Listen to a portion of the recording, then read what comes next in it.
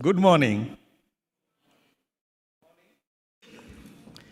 I know we have got a large online audience that is here, and apologies for starting a little late.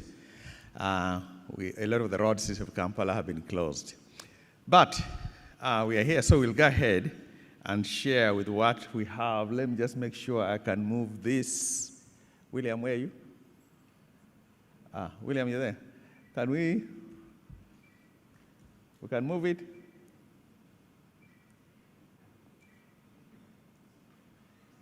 Okay, they're just putting up the presentation.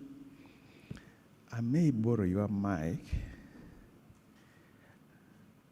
and maybe stand there, just in case I need to move it. You can tell me when you're ready? Oh, yeah. I think we are ready. Thank you. I thought I would start off with something that will warm your heart. I tell people that sometimes we don't know what we have as a country. So allow me just, before I begin, share with you my glimpse of, I call it my Uganda. Now, many of you know exactly where Uganda is, right in the center. What many of you may not know is exactly about 3.5-hour flight from Entebbe to Cairo, 3.5-hour flight from Entebbe to Johannesburg, 3.5 hours flight from Entebbe to Lagos. So pretty much the center of the world, the center of Africa, is Entebbe. The other thing that many of you may not know as Ugandans is that our national language is Swahili. Many of you thought it was Luganda or English. It is Swahili. And actually, it's the Constitution. What we and what others say about us as a country. This is a document that was actually authored by Winston Churchill in 1904. Now, you listen to what it says. And it was reproduced as part of Uganda's development plan in 1946. And this is what Winston said. Uganda is alive by itself. It's vital, and in my view, in spite of its insects and diseases, it ought in the course of time to become the most prosperous of all our East and Central African possessions, and perhaps the financial driving wheel of all this part of the world. My counsel plainly is, concentrate upon Uganda. Nowhere else will the results be more brilliant, more substantial, or more rapidly realized. This guy writes this in 1904. And we don't see that potential as a country. Okay. He called it the Pearl of Africa. Many of you may not know that picture. That's Kyobe. 2024, Bradley Guide said Uganda was the #1 tourist destination in Africa. I like the next statistic, the 4th in the world. On that list, Switzerland was #1, and we're #4. BuzzFeed said in 2023, the 13th most beautiful country in the world. I disagree. I think we are #1 or #2, but I didn't write the article, so we'll keep up with the 13th most beautiful part of the world. Can we? It's not moving. Stuck?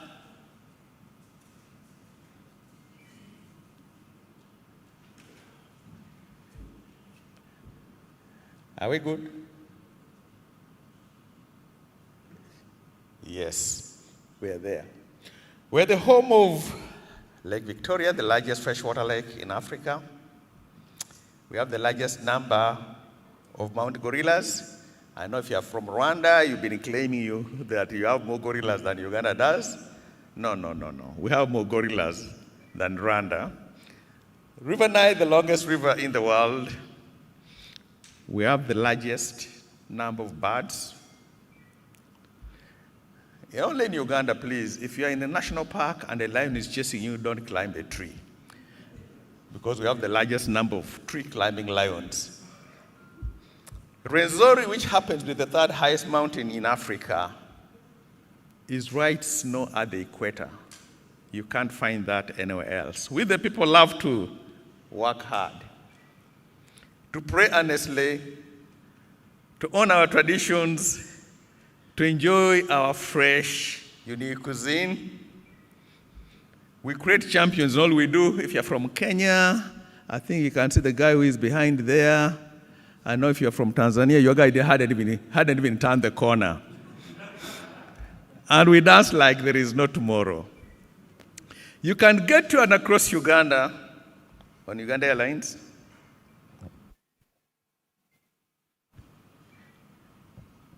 Our expressway. Sese Island, many of you thought you go there on a canoe. You can just enjoy the walk, get on a border, or just go ride a bike. And you can stay in Uganda when you visit. I know you guys know this, at the Serena, Emperor-like Lodge. Simple African hut. That one you'll find in Nyem Nyem. That's where I'm from. Or just enjoy the outdoor tent. So let me just play you a video. Oh, sorry. Can we play that video? In the heart of Uganda, where the sun wraps the sky in warm and golden light, here the snow-capped peaks meet the equator. Opportunities soar as high as our majestic mountains. The wild calls with the promise of adventure and discovery. And the waterfalls echo the endless possibilities flowing through our land. Beyond the stunning landscapes lies the true heartbeat of Uganda. It's in the vibrant, dynamic people. It's in our relentless drive to make lives better.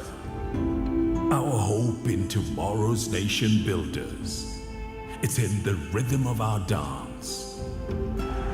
It's in our passion and every stride towards progress. In the moments that bind us. In the rich fusion of our cuisines. It's in our everyday hustle and in our grind. Striving to build a brighter, more prosperous future. Uganda, a land abundantly endowed with resources. Brimming with opportunities waiting to be harnessed. Where possibilities are vast as our landscapes. And the spirit of progress is unyielding. This is Uganda, a place we call home. Explore and invest, and unravel the pearl of Africa. I really want to give credit to the team that put this together. It was headed by Barbara. Barbara, you may stand. We did this internal. It was basically done internally. Who else is from marketing here? Who is here?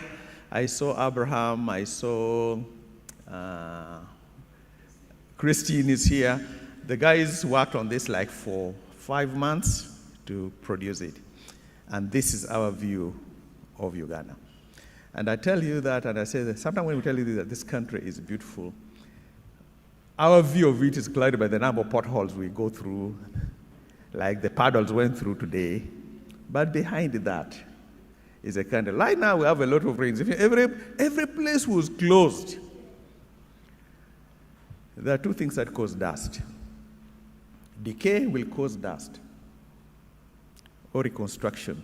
Both will cause dust.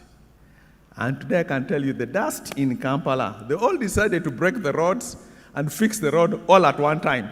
So the dust we have today in Uganda is actually reconstruction, not decay. Yeah, the pool of water came, that's part of reconstruction, the process. Okay, now that I've talked about our country, so I'll just talk about a bit of why we are here today. The idea we come about is procurement is actually a strategic driver for us as a fund. It's about us delivering value, driving transformation, fostering partnership for sustainable economic growth. And you'll find that as we share with you the numbers, it is such a part of what we do in delivering value to you as our member. When you look at in 2025, in 2015, we had what we call Vision 2025. Our planning is in 10-year cycles. So if you think about in the 2015, 10-year cycle ends exactly June 2025. We had certain things we did. We came up with a vision. We said we wanted to be the social security provider of choice.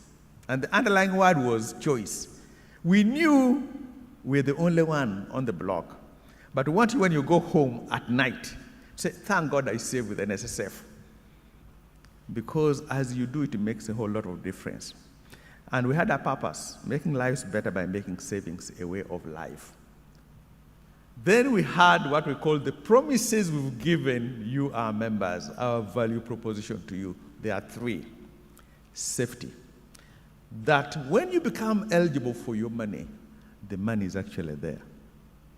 That's a promise. Not only so, but we've preserved the value of that money over time. So inflation has not eroded the value of your money. And if you look at the last 10 years, even the interest rate that we give our members is much higher than the inflation rate. And that's the value proposition of safety that we give you. The next one is convenience, which is basically serve you anywhere, anytime, on any device.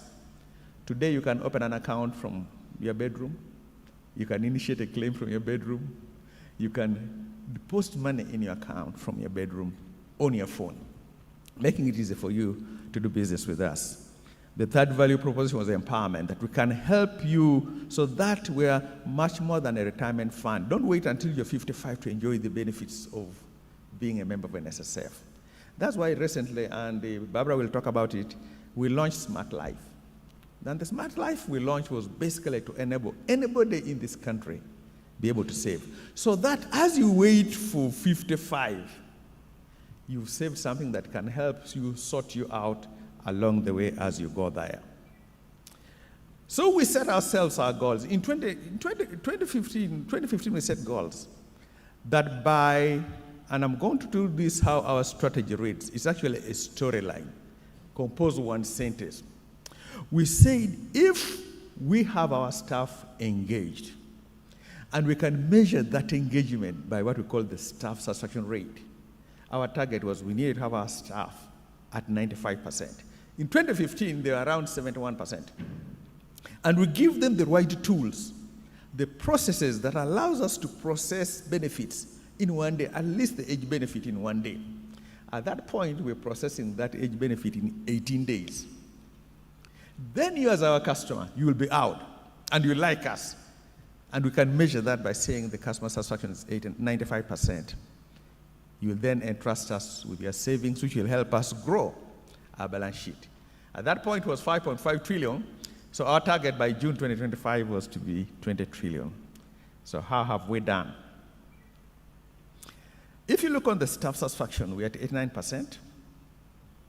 You see, we went to 94, then we came down 92. Part of that one, we went through this parliamentary hearing. It kind of dampened the spirits a bit. We're going back up, and by June we expect to be back at 95. If you look at payments that we are making right now, the total payment, when you look at the services we offer, which is the different payments we make, is 5 days from the 18. But guess what? Age benefit, we are paying it in under 1 day, which makes sense. Because we know when you're going to turn 55. We know where you live. We have your phone number. We can even begin processing your payments 1 month before and call you the day where you turn 55. Do you want it now or you want to wait? So we're able to do that. Look at the customers, 88%, and then look at the balances. We hit 24.4 trillion at the end of December, this end of January, 24.4 trillion shillings. As of yesterday, we had hit 25 trillion shillings. So 5 trillion shillings better than what we had budgeted or planned to do. What does this growth mean for us? Basically, it means that we recognize that every shilling we spend must create value, not only in efficiencies, but in service quality. And if you look at our value of procurement in 2024-25, and Dan will talk about it more, the budget was 827 billion shillings that as your institution that you own is spending in this country to make sure that the value that we want, we can actually create that value with you. And the discussion today is how then do you tap into this as we look at going into the future. So what does the future look for us? So remember I told you that we plan every 10-year cycle. So we already planned, so now we have Vision 2035. And this is what we want Vision 25 to look like. Right now, our coverage is around 14%. We have 2.2 million members. We want to go to 15 million members. 50% of Uganda, working Ugandans saving with the fund, because we know savings are amazing. And we need to do that the next 10 years. We need to grow the fund to 50 trillion. We are 25 trillion now. We need to double that number so it becomes 50 trillion by 2035. But doing it, maintaining the same service levels. The quality of the services we do will be maintained, both at staff level and at customer level. So if someone asks you, what is your strategic objective for 2035? It's simple, 50, 50, 95. You are done.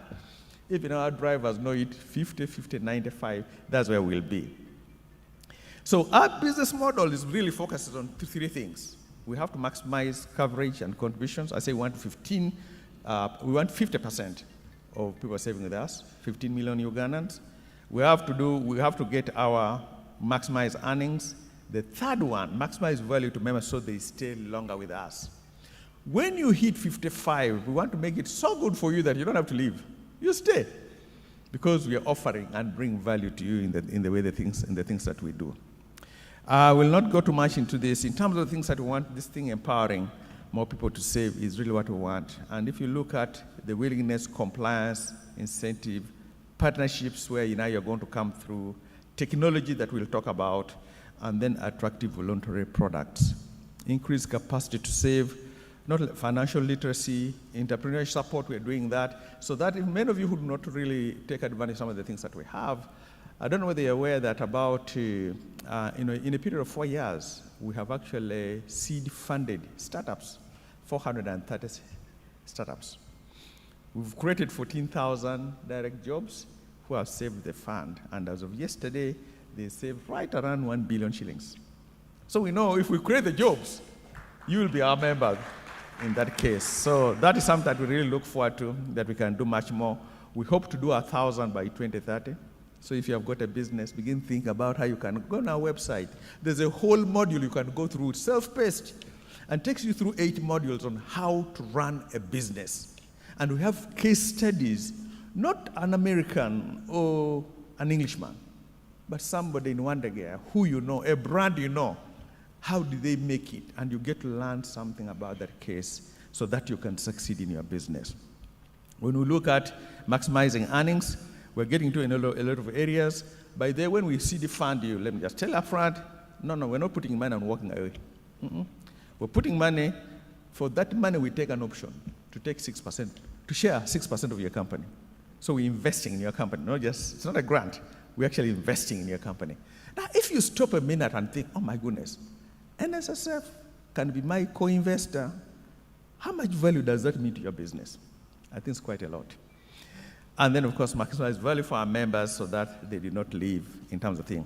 Like I said, Barbara will talk about Smart Life later as we do this. So we need you to walk this journey with us. We cannot deliver this strategy alone, so we need you. Because we have what we are going to do for the next 10 years. So the procurement is actually evolving. And it has 3 pillars. So now, pay attention here, because this is how you are going to play this game over the next 10 years. Automation.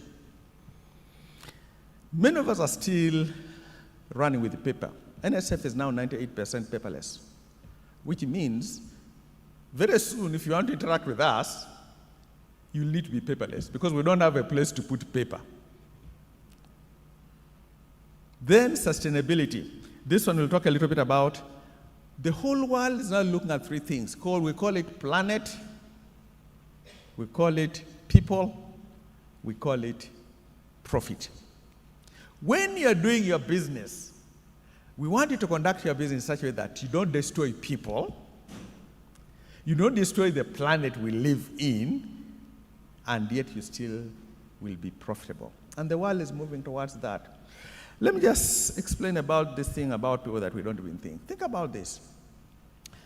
Many of you are small businesses. It's very possible you have got 3 people 2 people working for you, but you mistreat them. Some days you pay them, some days you don't pay them. Sometimes you pay the men more, you pay the women less. You're mistreating people. And you'll find that when you do that, you'll actually kill your business when you begin to do that. Or you are in a business that damages the environment, damages the planet that we need to do, poisons water, whatever we need. So you're going to find that more and more we are paying attention to those things because we have an obligation that what we want to do is to be a strategic partner with you as you go there. So I'll just touch a little bit about the digital transformation. The world has changed fast and efficient. Many of you may not know. This is Bill Gates. Bill Gates says in September 24, AI is the biggest technological advance in my lifetime. AI is closer than you may think, so superhuman. AI is the first technology without limits. I have a friend of mine in the US. He's in the tech world and was telling me a story that his friend, who is actually in this technology world, there is a hospital in the US, they're into the digital world. His mother was sick, so they went, and he was diagnosed by a robot on her condition. Not only was she diagnosed by that, it also prescribed the treatment. She needed surgery. So the hospital says, you're going to have surgery. He said, no, may I want my doctor. I want my doctor. This is when she touched, no, may I want my doctor. She was told that this human doctor you love, he's one of the best we have in this hospital, but he's 75% precise. The robot is 99.9% precise.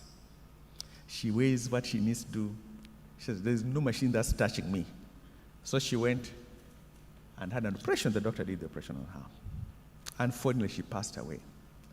So the family, as they were in the wake, begin to talk, and they wonder, should they have let the robot operate on their mother? Because they think the mother would have had a chance to live longer. What's my point? That as you do business now, do not forget, don't think you're, in fact, the smaller you are, the more you need the technology. What will help you? When you come to our guys in PDU, in the procurement, what can they interact, how do we interact so that you can make things work better for you in that area? I will not go in terms of what's happening in this area, but I'll give you something that we do. These are some of the things we are doing as far as technology is concerned, and we're going through these things and making sure that we can do that. Many of you use Excel. How many of you use Excel? Wonderful. The statistics is only 0.1% of people who use Excel use the full power of Excel. So even when you use Excel, it has so much bandwidth for you. You can do so much with Excel. You just need to learn it, and you'll be there in that digital space as you do. Okay, so this is actually this is the story I was telling you, that less than 1% use it for data analysis, optimization, power pivot, connect to external people, and yet you can actually do much. So when we even talk about technology, and it can be as simple as your Word document, your Excel Pro. Can you use it much more so that you become more relevant in the digital world? How do we plug in for you? We're automating, therefore begin to find out from us how you can do it. Many of you know that our e-procurement is actually online. You can go find out what you've budgeted where, and you get a chance to be a supplier in that area. Sustainability, this is what I talked about. It focuses on people, planet, how are you treating your people? There's a correlation. If you guys remember the graph I showed you, our customer satisfaction was at 88. Staff satisfaction was at 89. There's a direct correlation between your people and how they serve your customers. So you may think, I'm going to cut a corner and mistreat my staff. Maybe you are the staff being mistreated. You are going to carry that to the customer. So one of the best investments you can ever make, instead of having 3 people and you're paying each 200,000 shillings, have one person and pay him 300 or 400,000 shillings and treat him well. He will give you double the productivity than the other 3 who you are mistreating in the process. And there's a correlation that we need to work through so that we know that the more you invest in people, the more you will get. I think that's why you find that in the fund, our staff, we take them, it's that they are our biggest asset in the fund. When we treat them well, they treat you well. Are you harming our planet by your business decisions? And then, this is a big one, we look at governance framework that discourages corruption. Many of you may say, but I don't have money to do all those things. No, you don't need money. You don't need money to put a framework that helps you. If you're a one-person business or a two-person business, you can get volunteers to serve as your advisory board that you can go to and sound off, and you report, you subject yourself to them. Say, every quarter I want to come and report how we are doing. So that you begin to get a governance framework, because in doing that, you become more attractive to other parties who may want to invest in you. Can you work with us as we position NSSF? Can you work with us as we create impact on our society? Can you partner with us as we look to bring better governance in business? Many of you may say that you look at Uganda. One thing I can say about NSSF, and the Minister of Finance was telling me, Patrick, we don't have good cadres. I say, no, sir, that's not true. NSSF is run by Ugandans, from the chairman of the board, all the way to the driver. By and large, it has grown because we've earned the trust of the members. And we've earned that trust, not by doing manyangas, but we're trying to do certain things ethically, by treating you right, by trying to do the things that are right. And in the process, you notice it, and you've interested us. That's why, even when our target was 20 trillion, that we set in 2015, the most interesting thing is, when we set that target in 2015, we didn't know they would have 2 years of COVID. We didn't know there would be a closeout. So in 80 years, we moved from 5.5 trillion shillings to 25 trillion shillings. You interested us with that money. Why? Because at least you know that, and I tell guys, we are an example of what we Ugandans can do if we put our minds to it.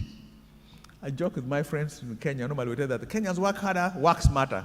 I say no. We work harder, work smarter. Then why? Because they come up to NSSF to benchmark with us. How do you guys do these things and so on? So guys, we can do it. We can act. It doesn't matter how small your business is. Just build ethics around it. The biggest asset you'll have in this world, and by this, free, your name. If you guard your name and your brand, it will open up doors for you. Let me just give you two things. Very, very easy. Because you may say, but how do I build my name? Things, simple thing. How about timekeeping? Are you one of these who says, I'm coming at 10, then you show up at 11? Or are you one who says, I'm coming at 10 and show up at 10? If you do that consistently with the time, people will know that he keeps time. And time is money. Oh, how about money? My friend, man, polayo mtualo. I'll bring it tomorrow, correct? But the next day comes, you've disappeared. You've turned off the phone. You do that, who is going to trust you? But suppose you bring it back the next day, and you're consistent, and you come, you then develop this name, that you know what, that guy, when you lend him money, he pays back. It will open up doors. We squander that so much that by the time we put out the business, our own name have messed up the business. You don't have a name to go to. No, your friends can't trust you at all because they know you. So it is very important that we get to these things so that we can actually build our businesses. Partnership, as we talked about, we need to have partnership. Now, this is going to be where, because we can't do everything, we have to rely on you for the things that we need to do. And we are not going to do transactional, we are going to do collaborations. That some of the things we are going to have to build together. We are now working with some of our partners. The Hi-Innovator, the startup we talked about, we are doing it collaboratively with partners who are able to do those things together with us. And in every area that we're going to do, you are going to this collaboration coming through because it matters. Many of you may not know, there's an example here that was given to us, how strong partnership saved Toyota in 1997. A fire basically destroyed the Seiki Carrier plant. This plant manufactured, it's called the P valve, which is a tiny essential brake component that Toyota uses. And Aisin was the sole supplier for this part. So fire came and destroyed this plant. And all the Toyota vehicles worldwide stopped working. They couldn't produce them anymore. But look at what these guys did. So on the 1st of February, fire broke out. Einstein called Toyota and said, you know what? The best we can do is let's find other suppliers. Let us give them the blueprint to make this P valve. By the 3rd of February, Einstein had shared blueprints of their technical details with other manufacturers. By the 6th, production had recovered. The power of collaborations. It's not about you alone, but it's you where we work together and see how can we deliver this value to our members. Okay. So what's the thing that we're looking for? As you hear and you hear this, idea is leverage your digital tools as you're going through, in whatever form it comes. Keep the planet, the people, and the profit in sight as you make your business decisions. And remember, NSF is looking to partner with you. Doesn't matter how big, how small, we'll partner with you. One of the things we're doing with that, I think Dan is going to talk about, we realize that we're in we have different branches in Mbale, in Aroa, in Tororo, in Kabale, and so on. We say, why are we having to ship paper from Kampala to Mbale when they are Mbale suppliers of paper? So you'll find us building that collaboration so that now if you've got a branch in Mbale, they become our supplier to the Mbale branch. So we're shipping paper from Kampala to Mbale. Because in that way, we build the capacities are there.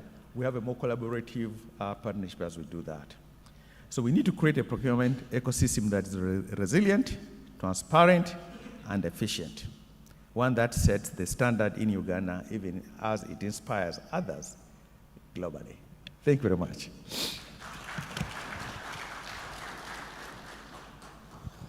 Thank you very much, ladies and gentlemen. Mr. Patrick Ayota, Managing Director, NSSF Uganda. You are talking about your beautiful Uganda. I am right there with you, I have to say. I think I would say #1 in the world, but we don't have the ocean. I think that is the only challenge. So maybe #2, but we still have islands and beaches of our own. We have, fresh water is better. Okay, that is sorted. Ladies and gentlemen, welcome again if you've just joined us. I'd like to say welcome to everyone joining us online as well. We are live on X, on Facebook, on YouTube, pretty much on every social media platform. So just look for NSSF Uganda and remember that the hashtag, even for everyone here who wants to share, is NSSF Suppliers Forum.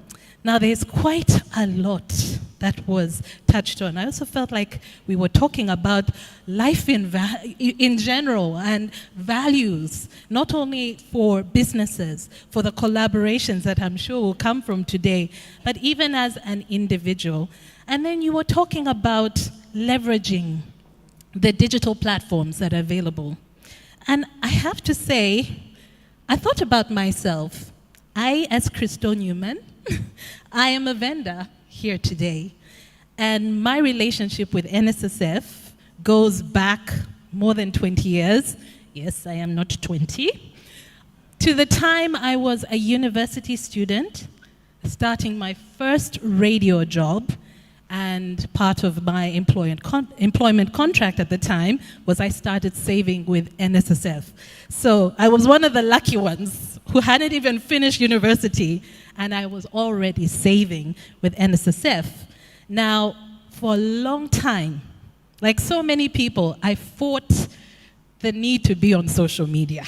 I fought it. I was like, no, I don't want to be out there. The beauty of radio is, you can hide behind a microphone.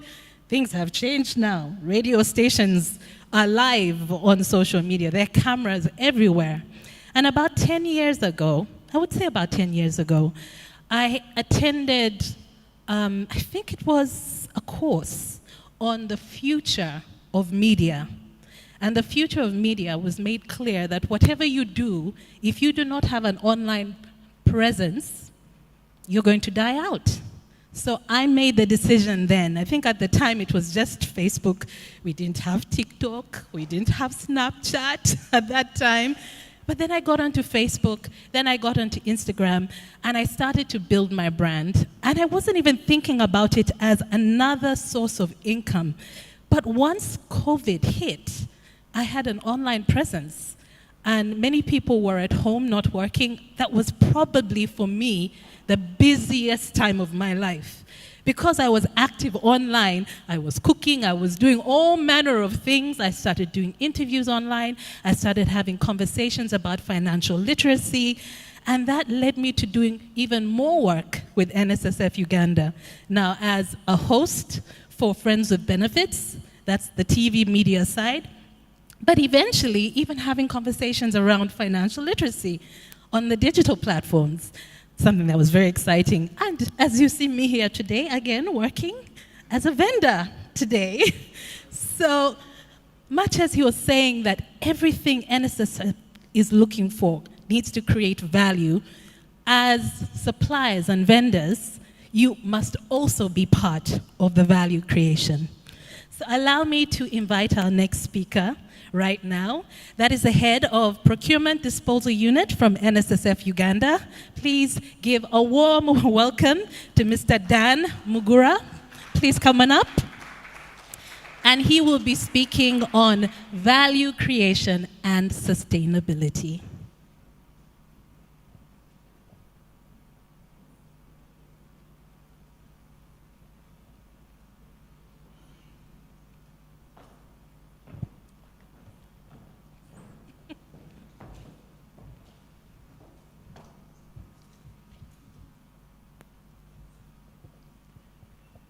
Good morning, ladies and gentlemen. Thank you. First of all, I want to apologize for the bad weather, but I've been advised that this is the weather that we wanted. I'm meant to understand that there are some of our participants who are not yet here, but most of them will get us started. I'm also advised that we are streaming live, so we have quite a number of us online. Nevertheless, I would like to welcome all of you to our 9th Supplier Forum.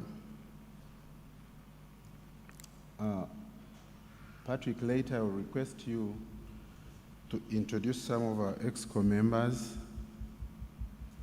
at the fund. Yeah, I know you do that better than I would have done. And I would like to start by making a small snapshot.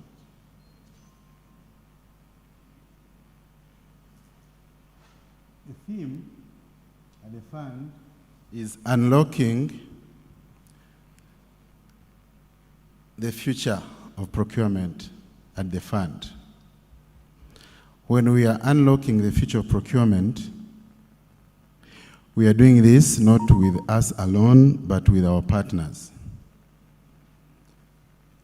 I want us to,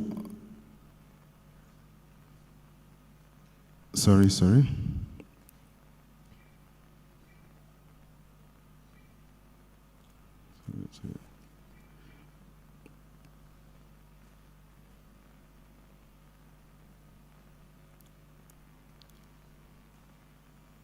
Are we doing well, that side? Okay.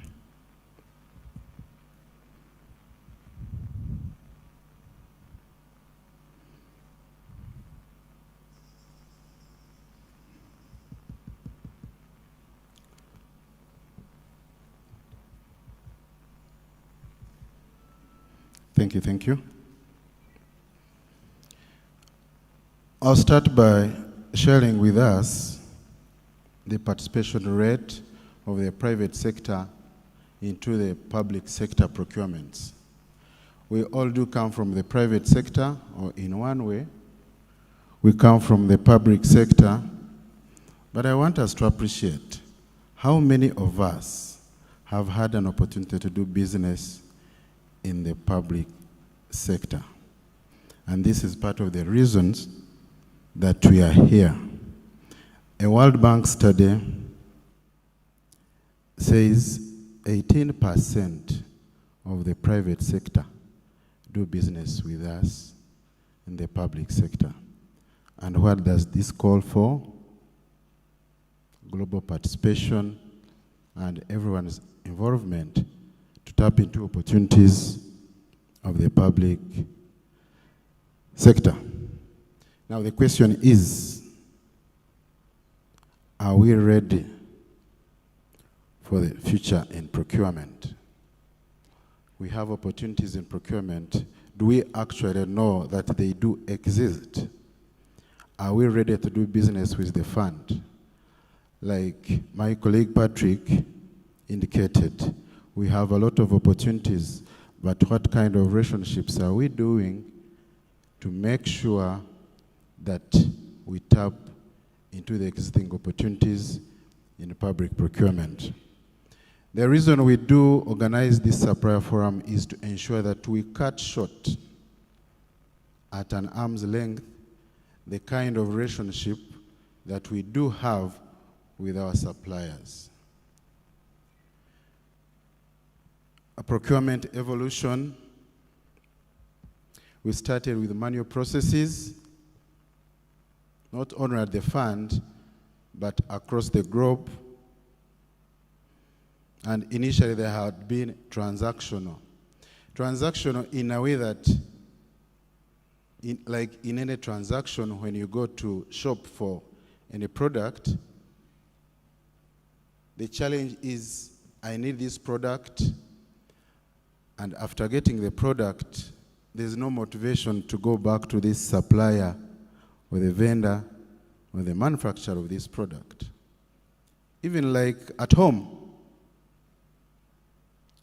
there are relationships we manage in a transactional manner. The reason we have a forum like this is to ensure that we have a sustainable partnership. We develop long-term relationships that would ensure a control on quality, cost, and efficiency. This is essentially, you rub my shoulder, and I also rub yours, and after that, you'll not see me tomorrow. That is the traditional procurement that we are trying to get from. Now, the procurement that we must have at the fund and the procurement that we are promoting is the one where we have long-term relationships, because we believe that apart from the transaction that we are having, there is a tomorrow that we must handle, and therefore it's no longer a quid pro quo relationship. I need you tomorrow like you would need me the following day. We all must have had in vernacular where someone says, you do things far, F-W-A. You walk far, you eat far, you manage this business far. This means that for you, the way you act is a friendship without an attachment. That's the genesis of just doing something as if there is no tomorrow. Even in a relationship, even if it's not procurement, let's say it's a love affair, there's someone who will come and say, we do a short relationship. That is a relationship without a purpose. For us at the fund, we are saying there is tomorrow. We do not do things without any attachment. And why are we doing this? To rate your performance tomorrow, the way I would rate, or the way at the fund would rate your performance. If tomorrow I need to make a short list of people who I need to have a relationship with, I do that through supplier rating. I do this through pre-qualification so that the next time I want to procure a similar service, I base on the previous performance to come up with a criteria that is going to help me to build a new relationship. Patrick highlighted about AI and automation and the strategic partnerships. And these are partnerships of any type, whether in works, whether we're doing public-private partnerships, whether we are doing any supply chain management issues. The nature of relationships that we want are the relationships that are going to keep forever.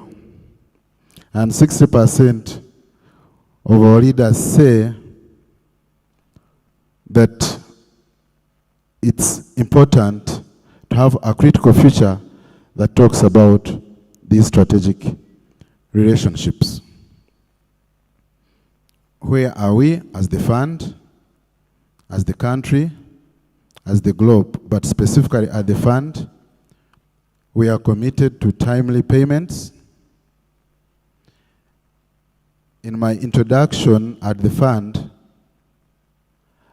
I was given a brief that we are one of these few entities who will harass a provider to come and ensure that their papers are well put forward to ensure that they get payment in a timely manner. Efficiency in terms of turnaround times for handling procurements. We try as much as possible as the fund to ensure that much as there is a systematic process-bound procurement system, most of these are handled in a way that promotes efficiency and value for money. Transparency, yes, we have challenges or requirements by government. For example, who of us may have heard about EGP among our suppliers? By show of hands. Great. We work with the Ministry of Finance, with PPDA, to ensure that all our procurements are managed in the most efficient and cost-effective manner. Commitment to the law and compliance and fairness.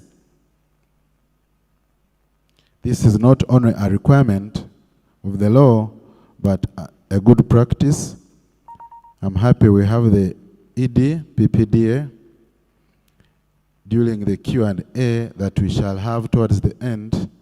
Any issues relating to compliance with the law, issues that I may not be able to clarify, he'll be present to make a clarification on them. Utilization of technology. NSSF is one of the few institutions that have driven away to being paperless. I usually tell people, when you come to my office, you'll not find a heap of paper before me because it has its own challenge, disposal requirements, efficiency challenges. You actually could spend a week, a month, or even a year at the fund expediting your work without necessarily putting pen to paper. We thank our leadership, headed by Patrick, on this initiative. And what does this tell us as suppliers?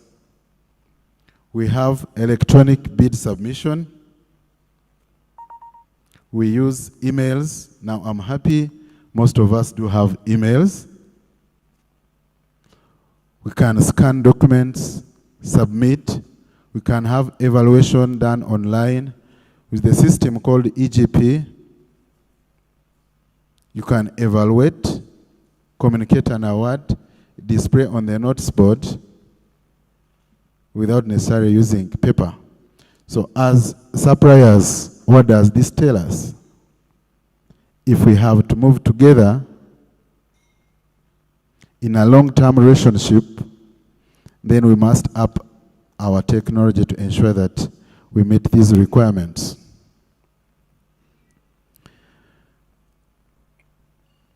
I would like to take you through these initiatives quickly. Environmental initiatives. These have a lot to do with environmental health, safety, and quality assurances as required. And the fund, when we are making our bid documents as suppliers, we need you to appreciate that there is need to have environmental, health, and social compliances. And what are we doing? As part of our evaluation criteria, we shall put, and we have always put, these requirements, attract, simplifying, marking, that give you an extra mile if you are to do procurement opportunities with us. If it's construction, if it's supplies, if it's services, initiatives that do reduce, that do recycle, is part of our evaluation requirements. Whether works, as we were coming, we came across building structures. In engineering, for example, we usually see these scaffoldings, for example, that we use when we are doing our constructions. Equipment that do reduce, that can be recycled, that can be reused, are the initiatives that we have incorporated in our bidding procedures to make sure that we comply with this requirement. Social initiatives, ethical sourcing, and community engagement. Supporting women-led businesses. This gender here called F. We have initiatives that do promote and give preferential treatment in a very transparent manner. Actually, I recall a year ago, we gave preferences, we ring-fenced a certain procurement to ladies, and I was very disappointed along the way that we did not conclude it because of our capacity. So ladies, as we are here, youth, let's try to ensure that we conduct our procurement, we organize ourselves. Do go to URSB, go to URA, register yourselves, have companies, and actually give us good companies. In terms of even name, you know, the first impression matters much as we have to look at the detail. I was telling a friend of mine, you register a company and you call it God Knows. Really. You call it God Knows. That means you do not even have trust in yourself. Yes, it's good, Patrick, I know, to trust in God, but you cannot leave everything to God. Someone puts a company and says, Basoka Kwavula.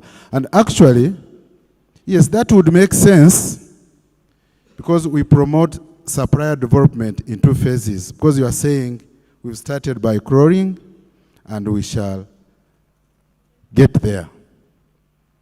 Let's organize ourselves in groups that matter. At the fund, we are willing to support you to ensure that we perform these procurements as required by the law.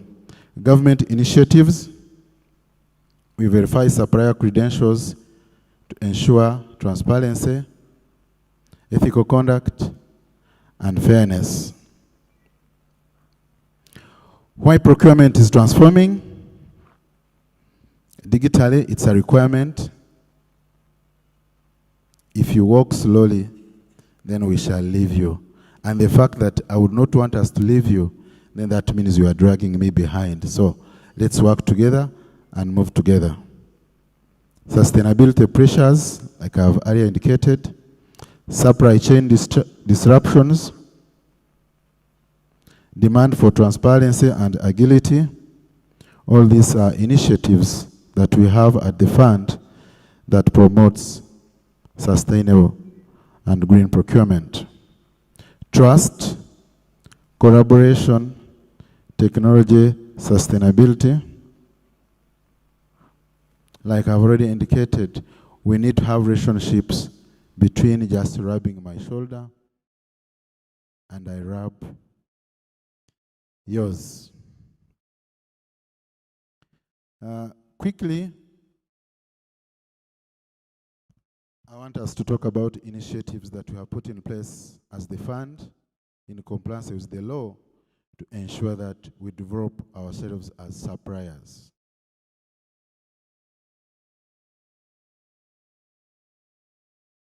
I'll start from subcontracting. It's a requirement under the law, and we must implement it, that as part of supplier development strategy, 30% of works contracts are ring-fenced for local providers, and this is a requirement. I'll give an example. If we are constructing pension towers, say, it's a requirement that 30% of the components of works must be given to locals. And this is an evaluation criteria. So we wouldn't want us to think that much as I do not have the capacity to do pension towers, I'm left behind. No. We have these requirements and we'll support you as much as possible. This is not only legal, but it's a requirement and one of the best standards. Sustainable or green procurement, we consider life cycle costing as part of our evaluation criteria and as part of the initiatives that we promote at the fund. I know us bidders, I'm trying to say us because we are part of each other.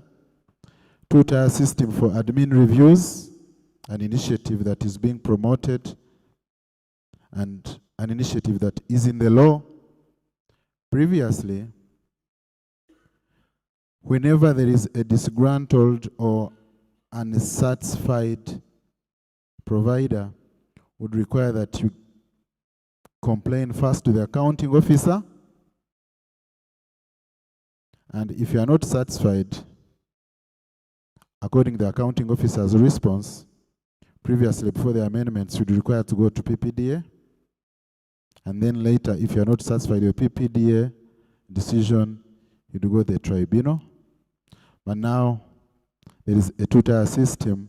Immediately, if you are not satisfied with the accounting officer's decision, then you rocket directly to the tribunal. Thresholds have been revised. Thresholds for works, supplies, and services to ensure that even us at our local level, we can get opportunities to bid for. Previously, this part was a bit conservative, but has been improved to ensure that local providers are given a window. Bid security.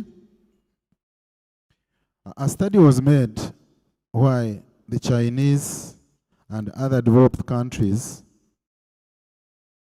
are performing well when it comes to procurement is because governments were supporting the providers. They have local construction banks, local suppliers banks, local development banks. But what about me, Abasoka Kwavula, that I talked about? How do I need to be supported to ensure that my capacity is developed? We have a provision for bid securing declarations. You don't need to have this money on your account. These are statutory declarations which you must register, like swearing and say, myself, put the company name, you define the procurement requirement, and you have it registered and commissioned, and then we'd use it to cover the requirement for bid securities. And previously, we would use any figure between 1 and 2% as the figure for bid security, but now 1% is sufficient. And we also accept insurance bonds so long as they are on demand, so long as they can be honored immediately.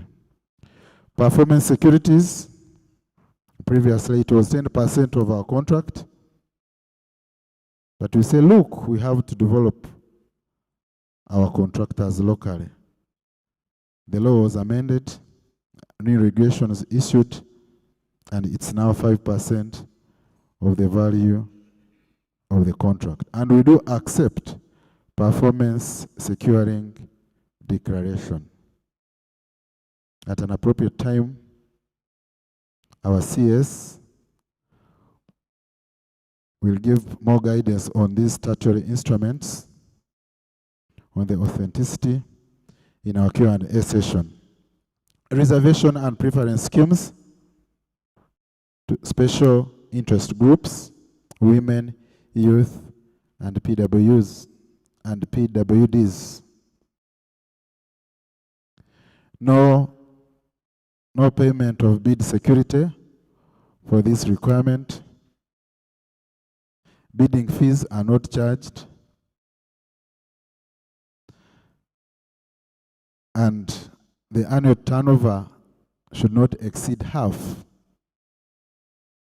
The usual formula would be, if a procurement is estimated, say, at 200 million, then would require like 75% for the annual turnover, but now we are saying it should not exceed half. I would expect during Q&A that we have issues to converse along, and since we have the ED or PPDA, we'll work together to give this clarification. Are we not catering for our interests? Are we smiling? Yes, we are. Thank you. Action points. We need to take stock of our current capacities and identify gaps and fill them. We engage with procurement teams to ensure that we do what is required. We need to have roadmaps. We need to know where we are going. We need to have action points that we need to address now, not to wait for tomorrow. We need to strategize and say this can be addressed after 1 year, and this can be addressed after 3 years.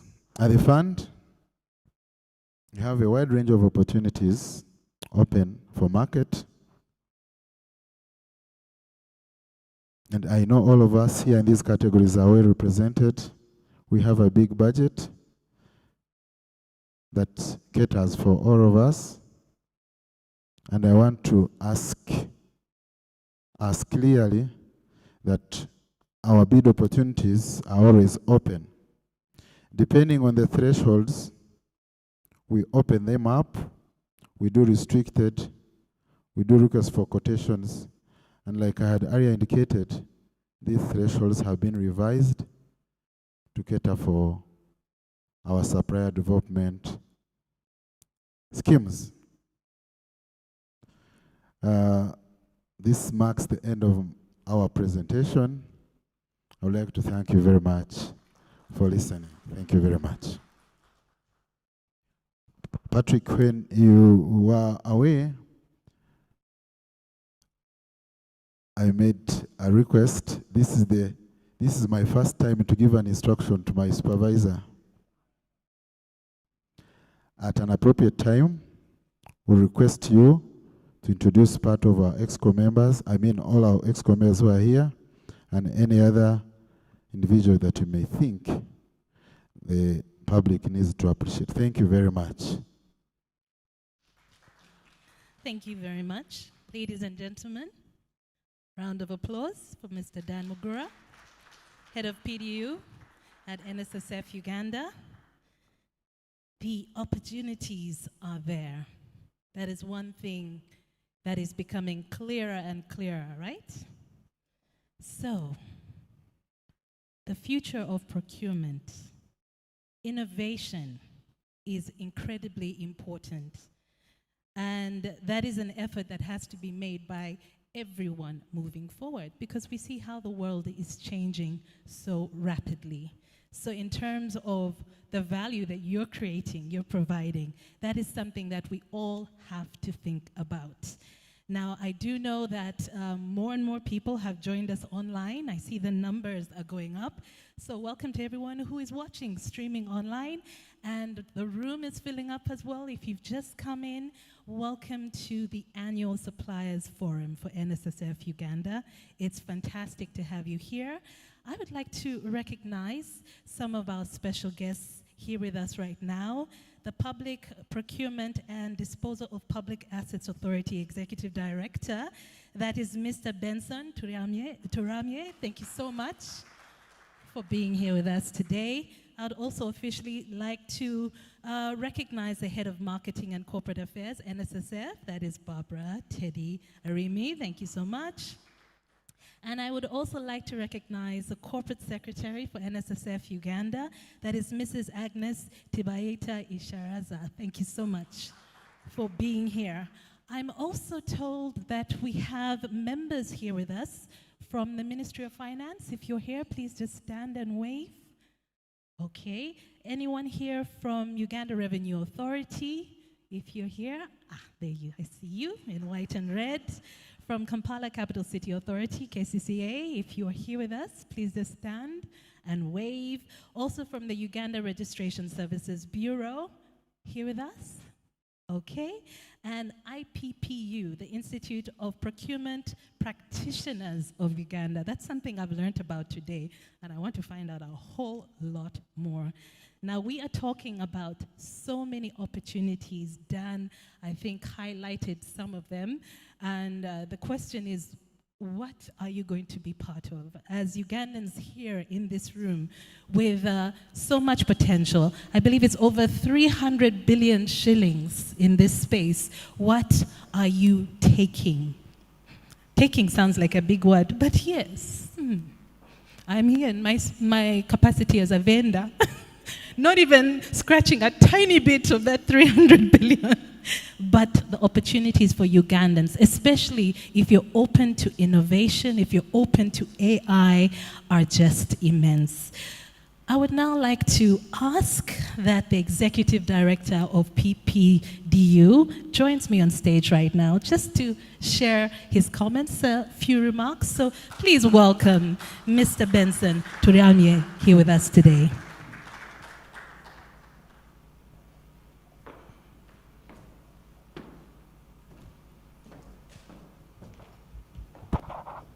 Thank you, Christopher, for giving me the opportunity, and thank you, Patrick. When I was here, my minister asked me to meet him. So then I'm not going to remain here up to the end. That's why I requested that I talk to these suppliers. As introduced, I work with PPDA, the Executive Director. And the PPDA, those who don't know, PPDA is a regulator of public procurement and disposal of government assets. Meaning that if you are doing procurement, when NSSF is doing these procurements, they have to follow the PPDA Act and the regulations. And as the authority, we oversee that these procurements are done in what Patrick was talking about, in an efficient, transparent, non-discriminatory, fair, and delivers value for money. Now, I wanted to mention 2 points. One, a message to NSSF. Patrick talked about procurement being a strategic tool. I agree. Public procurement should be used as a strategic tool to deliver national development. Why? 60% of our budget, the national budget, goes through public procurement. If we have 72 trillion, like what we had last year, this financial year, that means 60% of that, which is about 40 trillion, will go through public procurement. The infrastructure, like the list that was displayed there, works, services, consultant services, non-consultant services, and supplies. And this money is yours, because you are the ones who pay taxes. And I want to encourage you also to pay taxes so that you can get it back into the system so that you get it. But being a strategic tool, how is procurement positioned, for example, at NSSF? Is it involved in decision making? Is it involved in strategic planning and budgeting? The answer can be demonstrated from the budget that you have put into public procurement. So I appreciate you, NSSF, especially the leadership. And by the way, if you see the MD here, in this, he values the discussion, the conversation that we are taking. So the 781 billion is not really a small budget to share. But having said that, we need to look at public procurement as a strategic tool to drive the economic development. How can NSSF help now these suppliers? How can you come in? My call, again, to NSSF and to you, without repeating what Dan said, is to embrace the local content initiatives. Because, like, in this room, I think I don't see even foreigners here. We are talking about local providers. And when you talk about local providers, we are talking about the resident providers, those who have been living in Uganda for not less than 10 years, and the nationals who are Ugandans. So this is a message for you. The law has reserved products for you. For example, if we talk about roadworks, the nationals up to 15 billion. If you are doing some roadworks, okay, let me talk about buildings, because most of you are in buildings. I mean, NSSF is building. Anything below 10 billion must be done by Ugandans. Anything below 15 billion must be done by a local provider. That means a Ugandan and a resident provider. So those deliberate effort and monitoring must be adhered to. But also, for NSSF, when you are buying products, there are products that we have reserved. Uniforms and clothing materials, cables, motorcycles, and others. Dan has the list. But also in your construction effort, the reservation provides for buying inputs. If you are building pension tower, we want to see you buying Mitehimbwa, the iron steel, the cement, I know the other day we talked about the artificial intelligence building. I don't know whether you'll get those here in Uganda, but those materials, inputs that can be got here in Uganda should be bought here. And that should be a contractual arrangement between NSSF and the contractor, whether it is a Ugandan or local provider or a foreign provider. But also what is good for our local providers is that if a foreign provider, because most of your contracts are high, above the thresholds I have talked about, 30% should be subcontracted to this group. We'll be happy to support that initiative, but also as a regulator, we are going to monitor compliance. The other point I want to make is that whether these are the local, in works especially, anything above 5 billion that we have contracted out, you should attach graduate trainees. So I want to emphasize that, so that we build our local capacity. The subcontracting, first of all, is not only you to get money, but to build the capacity of your companies, get skills transferred to you, and then tomorrow you can also compete with these foreign contractors. At the end of the day, you will be competing. Because currently, even above those thresholds, you compete, but you don't succeed. Because maybe you have not done similar. I don't think like pension towers, there is anybody here who has done like pension towers. So you wouldn't actually meet the requirements, especially in experience.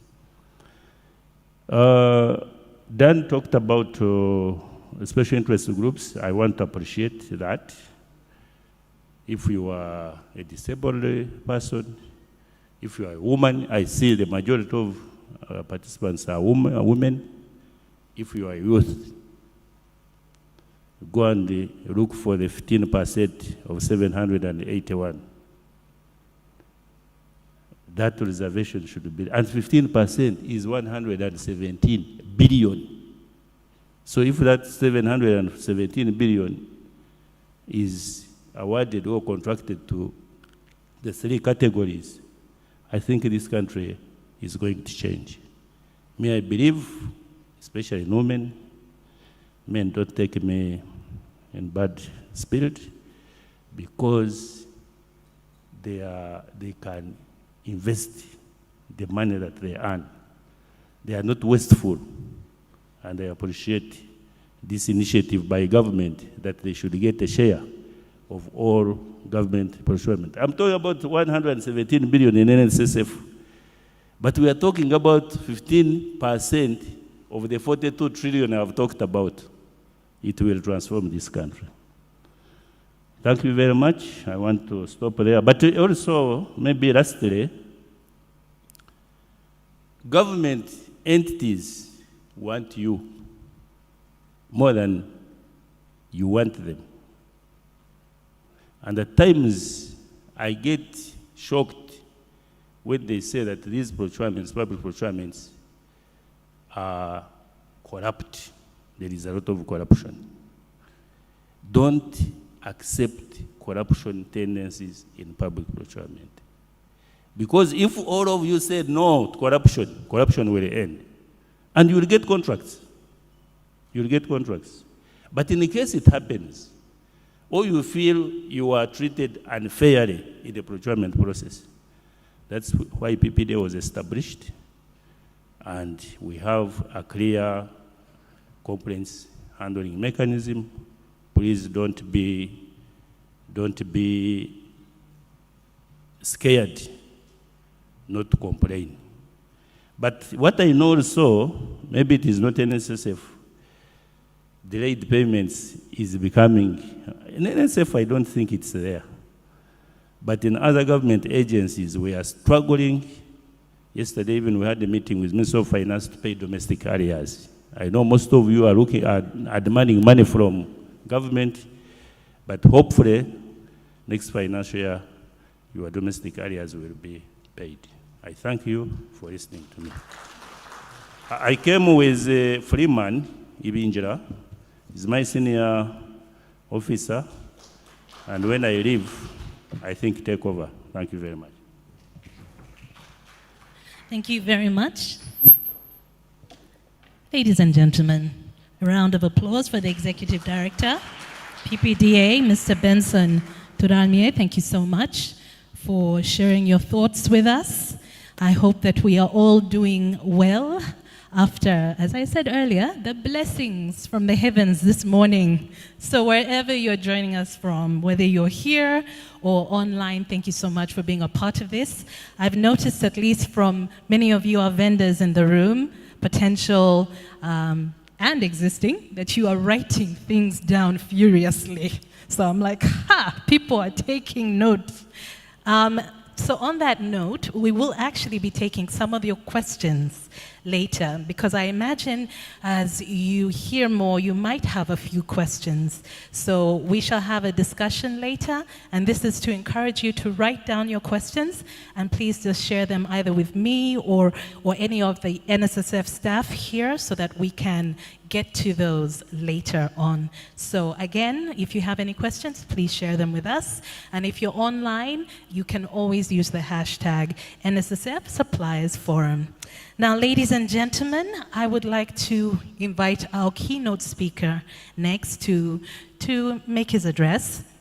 Now, he has an illustrious career, but I'll just say a few things.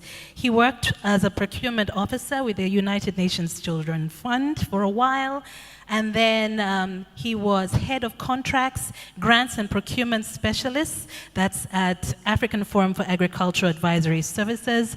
Later on, he went to head of grants, procurement, and logistics management, again at the African Forum for Agricultural Advisory Services. He is a procurement advisor with the Uganda Energy Credit Capitalization Company. Please give a warm welcome to our speaker, that is Mr. Grace Paddy Wanzala. You're most welcome.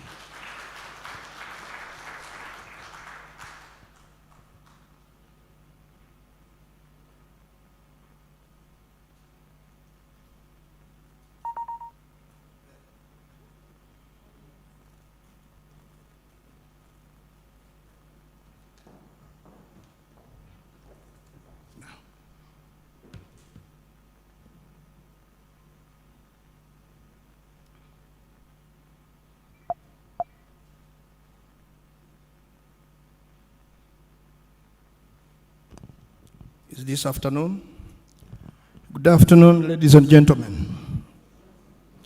Can you get me that mobile microphone? I need to move around.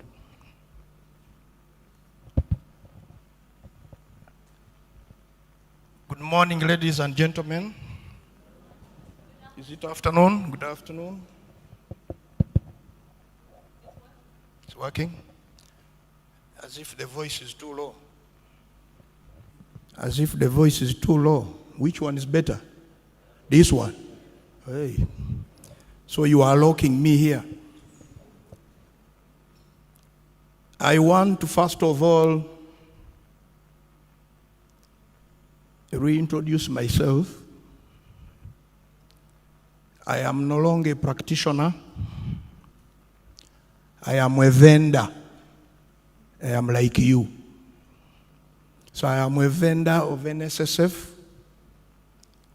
but today I am going to talk as an employee as well as a supplier. And allow me welcome all of you, especially the suppliers that have made this wonderful record that we have seen presented by the executive director. Rather the managing director. Colleagues, I am a supplier, but I want to tell you that the way we are operating, we are still operating in yesterday mode. We are stuck. I'll reach that point. And I think that's why they have purposely selected a new theme, an interesting theme, which they have called "The Future of Procurement is Now." I believe all of you are still operating like the future of procurement is tomorrow. So I'll highlight a bit and we go back to that area. I have been impressed by the numerous statements that have been made by all the speakers that have come before us in line to what NSSF is doing. They have already automated. I believe 90% of you are stuck. If you are doing EGP, you are sitting somewhere in somebody's cafe, struggling to put up a few things, enter them and you send, and then NSSF sees that you are responding on the EGP. I don't know whether I'm right. Am I right? So 90% of you, in my simple words, are gamblers in hiding. You are not moving by the development, by the thinking, by what is happening. As a supplier, I have been impressed. When I leave this here, I think it is going to cause problems. You know I'm a village supplier, so when I learn these things, don't get worried. Let me first keep it at that point.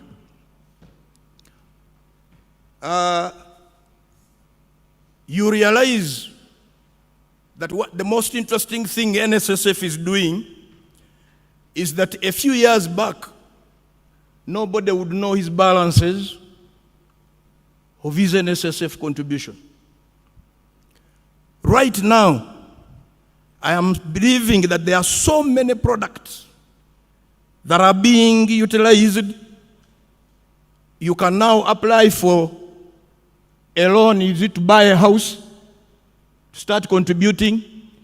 You can liquidate your loan if you wanted and say, I am leaving the house. So many products are happening.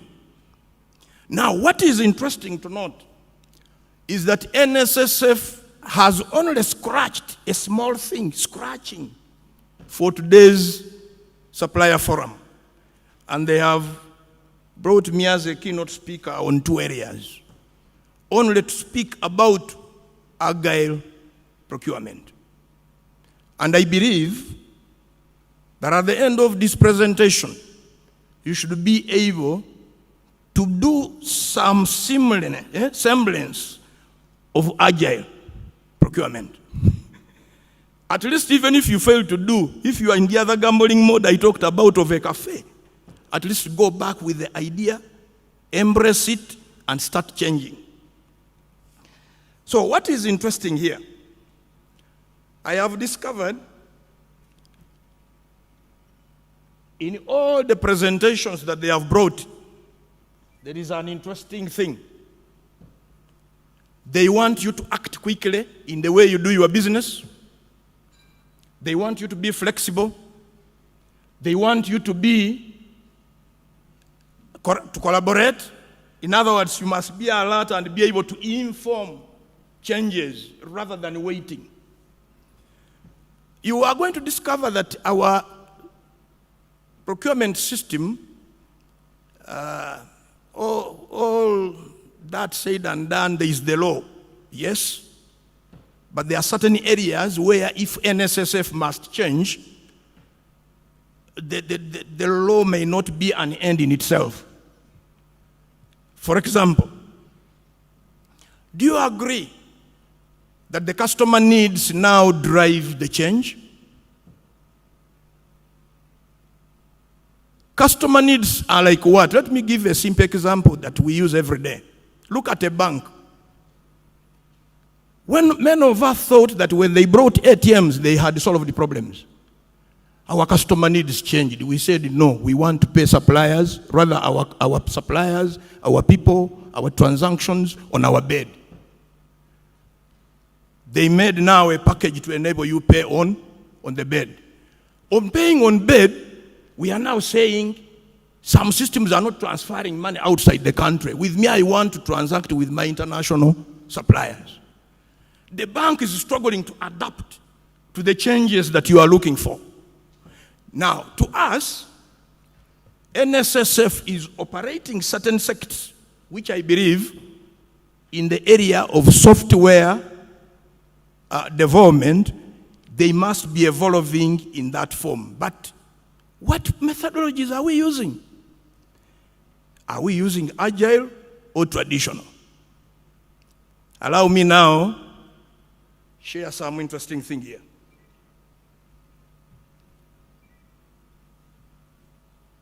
This is an interesting debate. I want you to debate and tell me, as a supplier, where do you want to be? You imagine you're on a boat, you are all struggling to cross the river, and all of a sudden it becomes turmoil on the river. It's the wind, it becomes so windy. The question is, what do these rafters need to be able to do? Should they follow a plan to cross the river? Or should they juggle depending on the circumstances? Those of you who have ever operated on a river, the circumstances will tell you what to do. Otherwise, you all die. Do you know that we have a geographical way of crossing a river? All of us? That when you cross like this, you look at the other light at the night, us who were fishermen, you will be able to reach the bank. But when the river becomes turmoil, it becomes a very tricky thing. Now the question is, do we need to act agile? Do we need to be non-agile and remain traditional? If you remain traditional, you all collapse. It is unfortunate this image has not come out the way I wanted. I wanted the water to be spilling in the boat and people are seeing the water spilling. But the question is, how do you navigate through? So what does this call for? Do you know that all of you in your schooling, in your functioning, in whatever we do, in the law of procurement, we are a waterfall kind of option. Let me give an example. Those of you who did business, you will study systems design. That you design, you go to implement, you maintain, and it is done, as if it will never change. But there are significant changes that happen as you design a software. I don't know whether we understand that properly. So, the waterfall system, you plan, you build, you test. In procurement, what do we do?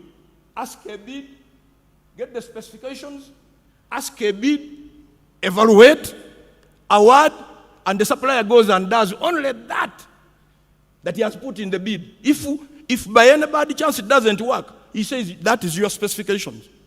And he moves away. Now, that is the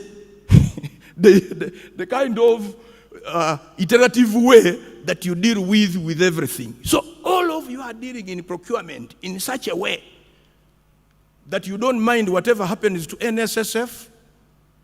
You are only delivering what they have told you in your bid. Do you know that we have so many systems that have failed to work? Softwares. You develop it.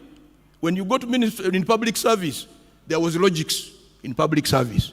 There was whatever softwares. All of many. They are there, non-functional. They did something, closed. A symbol that the approach that is being adopted doesn't add value to that kind of sector. So, what is Agile? Agile, you can have so many processes happening. Let me give a simple example. I have not internalized the functioning of NSSF properly, but I can give one. One can create a space for you. Let me use the one of IFAD, International Fund for Agricultural Development, where they are giving assistance, digitizing agriculture extension. A man just created a space. If you get somebody who designs a software for weather forecasts, to help the farmers, he incites it there. Whether you get a designer of insurance to get insurance to the farmers, it is fixed on the same platform. Whether you get loans and so on, fixed. Whether you are looking for API to support it from somebody else, the same. In other words, that is not an iterative procurement that you just digitize a system, put it, and it remains functioning for every life, throughout your life. That's why supplier collaboration becomes very key to be telling you the developments and the changes in the market. That you know, looking at the backlog that we have had, suppliers are no longer interested in your banking system that we go to ATM. They are interested in paying on their beds. Beyond that, you can even say we need more products. Other products that can, for example, hedge insurance, and I go to an insurance firm and I have insurance for myself. So the supplier needs, the customer needs will continuously drive NSSF. Now let me come to the presentation to make it clear on how I can help you as suppliers. This now leads me to the traditional project management approach used, which we have, is get the requirements, which we always do, go to design. If it is construction, they make the designs and they say, follow our designs. Even if the water does not flow at the end, if it was an irrigation system, that's not an issue. They say, I follow the terms of reference. I'm sorry, that's why I'm interested in this microphone. Now, when implementation comes in, the guide does as per the designs provided either by NSSF or Ministry of Works, whatever. Then he continues verification, and then they continue maintenance. Now, that is a very dangerous approach. That is why, in the theme of today, we have selected Agile procurement. Why are we choosing Agile procurement? Because of the pitfalls in the traditional approach. For example, you cannot change. It is difficult to accommodate any change if you use a traditional approach. Very difficult. You imagine your own designs, and then somebody says we need to change the designs to another. You will see everybody quarreling because the traditional system and the law is set that way. Then the other one, phases must be completed in a sequential manner. So we can have more than one sequence if we use Agile. Few business systems have stable requirements. But now what makes us go to the next? In Agile, the manifesto is simple. When you use the traditional approach, do you know that you are the beggars of the procurement unit? Suppliers. Do you have some business there? You are every time inquiring, is there any business? So the thinking changes now. Now, the individuals and interactions become paramount over processes. Are we there, colleagues? The interactions that you have, because it is you who says, do you know that the software we are having now cannot function effectively? We need, looking at what is happening now, maybe TikToks and other issues must be linked to our systems, and our customers must be able to see. That's how now the supply unit and says, how do we deal with that? Then they start thinking the interactions and the individuals that happen, like you, who are the suppliers, are more important than the processes. Do you know that all of you are following processes? Do you know that some of you even hide? You only want a bid to be seen and you hide from a procurement unit? Do you know that you have never shared your innovations, any ideas that you have with the procurement and disposal unit? So who knows that you are there? Who can help you to be nurtured? That becomes a challenge. Do you know that the supplier can be built to reach a collaboration level? Now, if you hide from a procurement unit and you are acting in silo, what happens? A working software is very important over comprehensive documentation. Do you know that when auditors come to us in the procurement unit, they are looking for a file to see the process? How was it followed? Even if they go to electronic systems, they are looking at a process. Yes, there was a bid. Yes, he competed. But will that now give the results to NSSF? That's why a software can help in solving all these issues. And I've discovered that you have a software, which I'm going to talk about. Customer collaboration. This one has over been talked about, so I don't need to repeat it. Collaboration is very key. responding to change rather than following a plan. Consultants who are here, they will say, my specifications, my terms of reference were this. If there is any changes, additional scope, add money. If you are a supplier, the specifications I was given are these. Even if the equipment you are supplying has lost value and usefulness in the market. You can't even advise a what? A procurement unit. Are we there? So, colleagues, these are critical issues. So what is Agile procurement? I now want to introduce you there on how to deal with it quickly.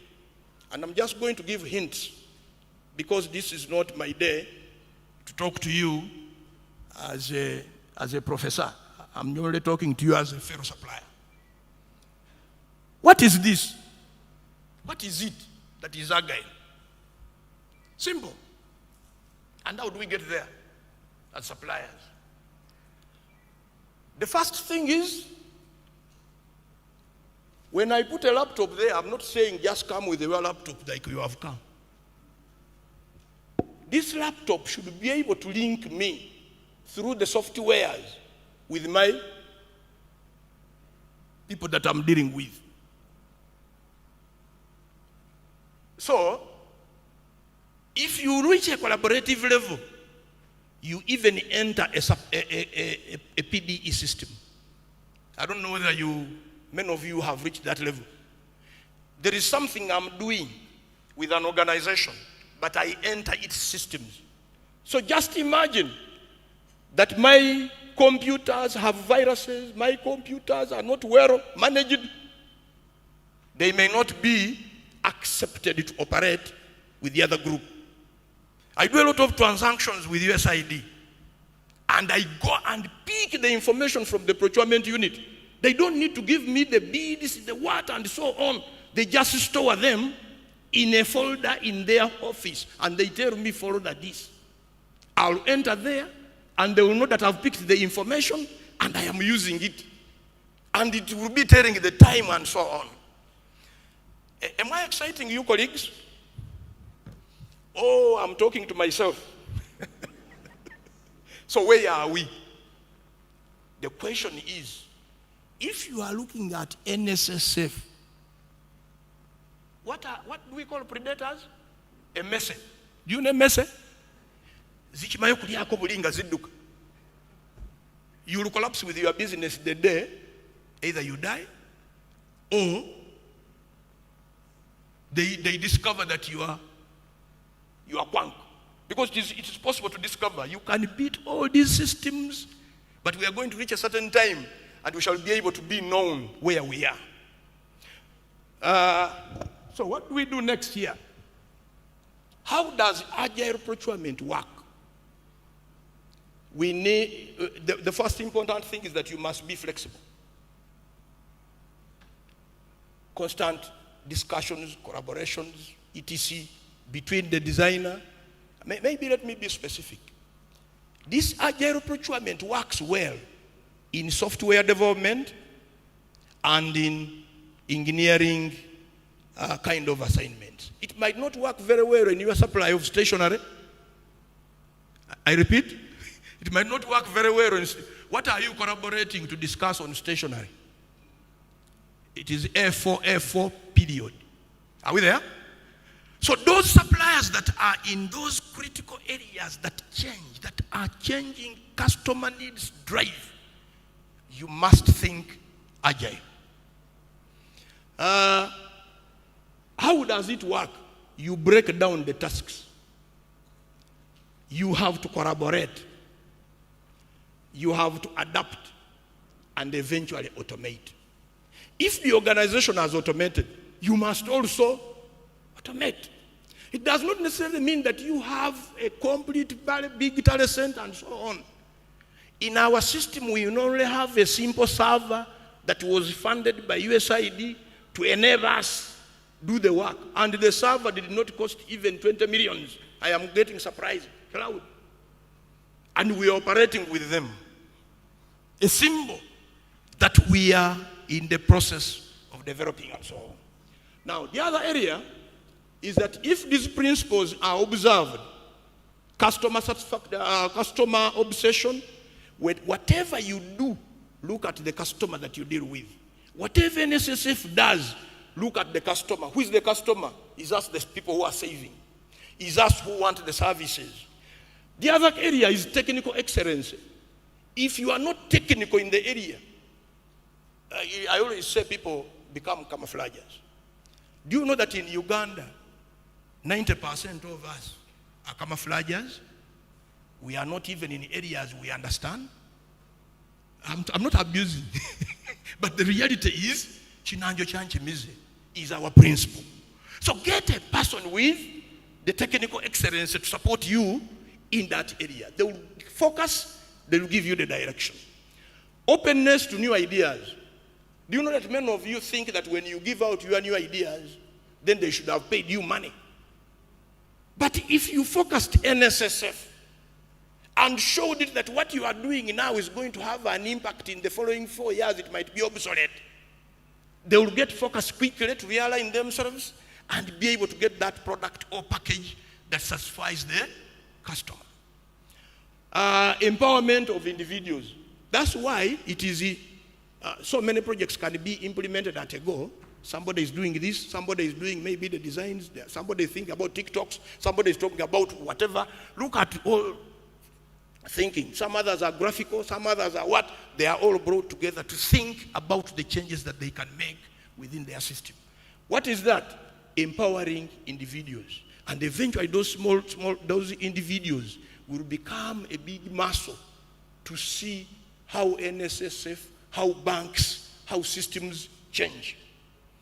Collaboration, we talked about that, flexibility and then speed. The popular approach, methodology for dealing with agile procurement is what we call Scrum methodology. The methodologies are listed there, but research has revealed that the most popular one is the Scrum, which is used by around 52% globally. It is more user-friendly and more adaptive to our own environments. Other methodologies are listed. You can go and read about them. The Kanbans, the Lean, Agile whatever, Agile modeling, but that's not the subject of today. I want us to concentrate on the easy approach, which is the Scrum methodology. I can go back a bit and show you that in the Scrum methodology, we have what we call sprints. We have what we call waterfalls. We have what we call product owner and Scrum masters. Now, these Scrum masters can be explained quickly in these areas. That in order to act agile, you need people and practices, and the product will come out. These other details, we can read them, but I can say 2 words. They focus on user needs. The customer, your person who benefits, is the focus. Now, there must be acceptance of reality,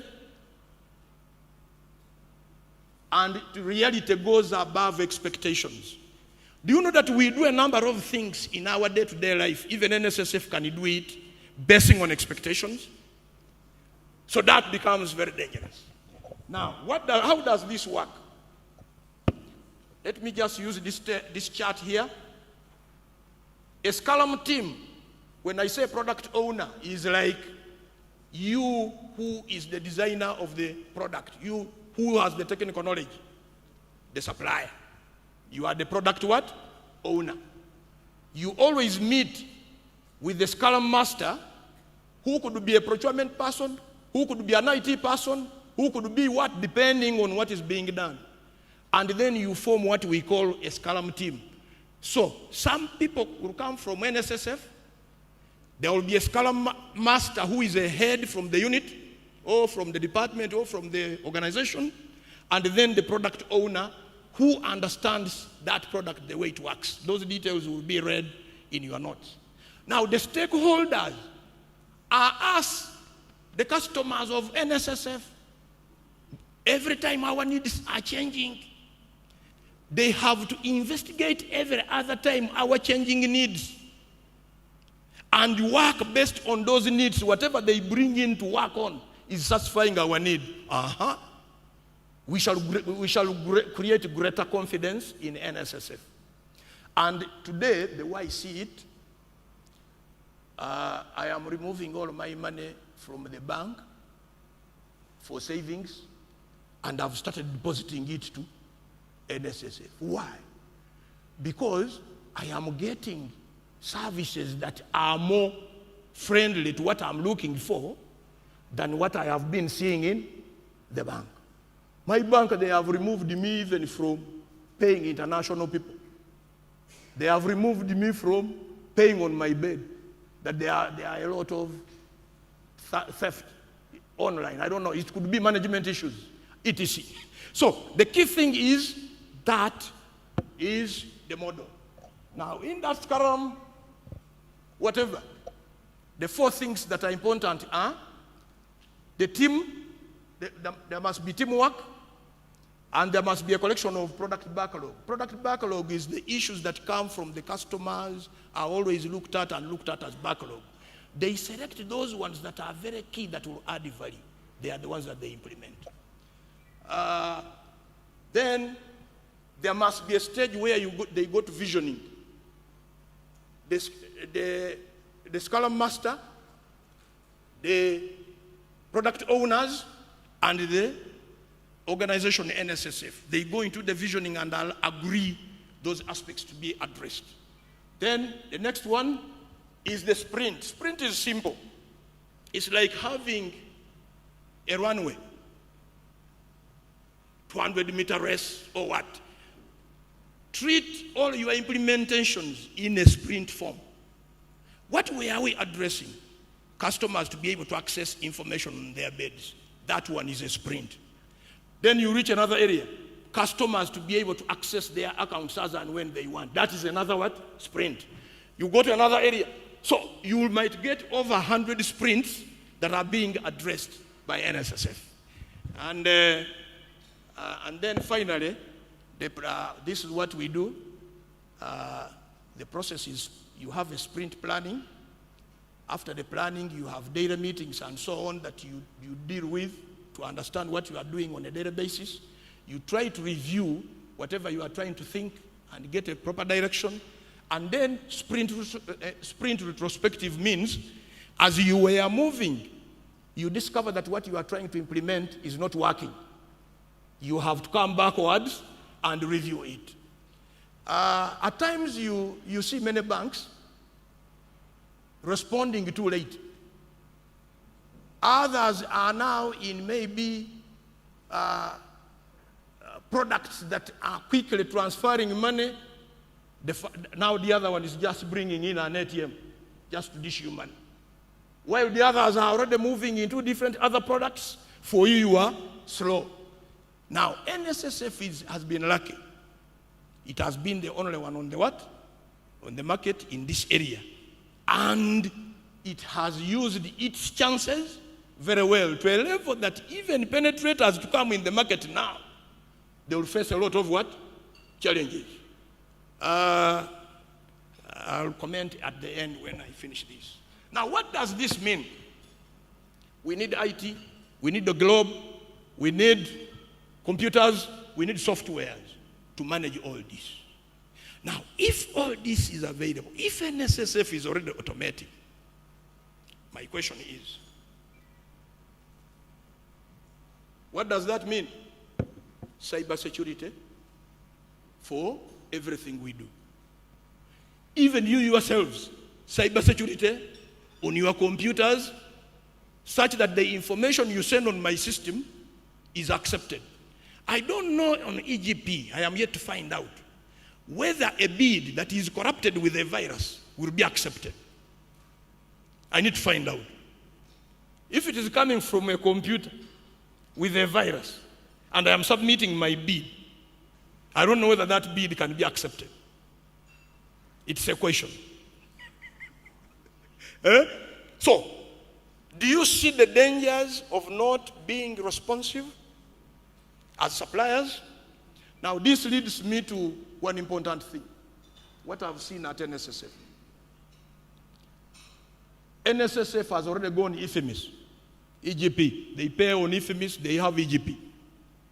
The other interesting thing is that government of Uganda set up a cybersecurity strategy under Ministry of Science and Technology for the country. The third issue is NSSF has recognized the need, the importance of cyber security. And what have they done? They have done a number of things.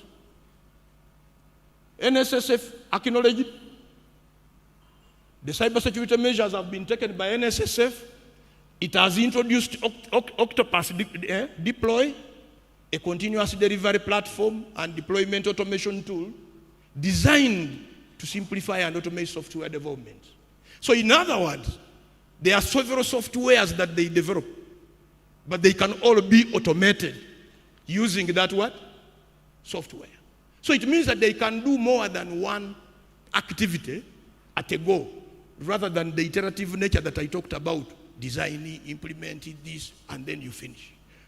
If you do, you go to IT people, system life cycle, designing, whatever, and then they end, and they say, we have finished the system. The system cannot survive for ages. The system will always evolve. And then finally, in this area of cyber, what we are discovering is that NSSF is already soliciting an information security specialist. Why? They have recognized where they are going. What do they need to do to you? As suppliers, every information that they deal with must be well protected. You are sure that there is no viruses, there are no ransomwares, etc. And then, why is this important? It will protect all our networks, including yours. Recently, I lost my data. The data I lost, I don't know its value. But it is data from the World Bank project in 2013, in 2003 to date. That money is better than somebody giving you an aeroplane. You rather have that data, you'll make whatever money that you want, than somebody donating you a plane. Up to now, I have not stabilized, and it might be my starting point of moving out of consultancy, because I did not manage that data very well, and my IT person messed me. So, protecting networks, devices. What simple thing did we do? These children that play with our phones responded to WhatsApp messages. It would tell them a certain icon, please open this and this. The child opens. Whatever this. And then click yes. The thing just started scrolling everywhere. I started hearing people telling me somebody is demanding them money that I gave them money. I started becoming confused. And the entire system, do you know what USAID did? Switched me off because their specialist had detected something. So what do we need from you?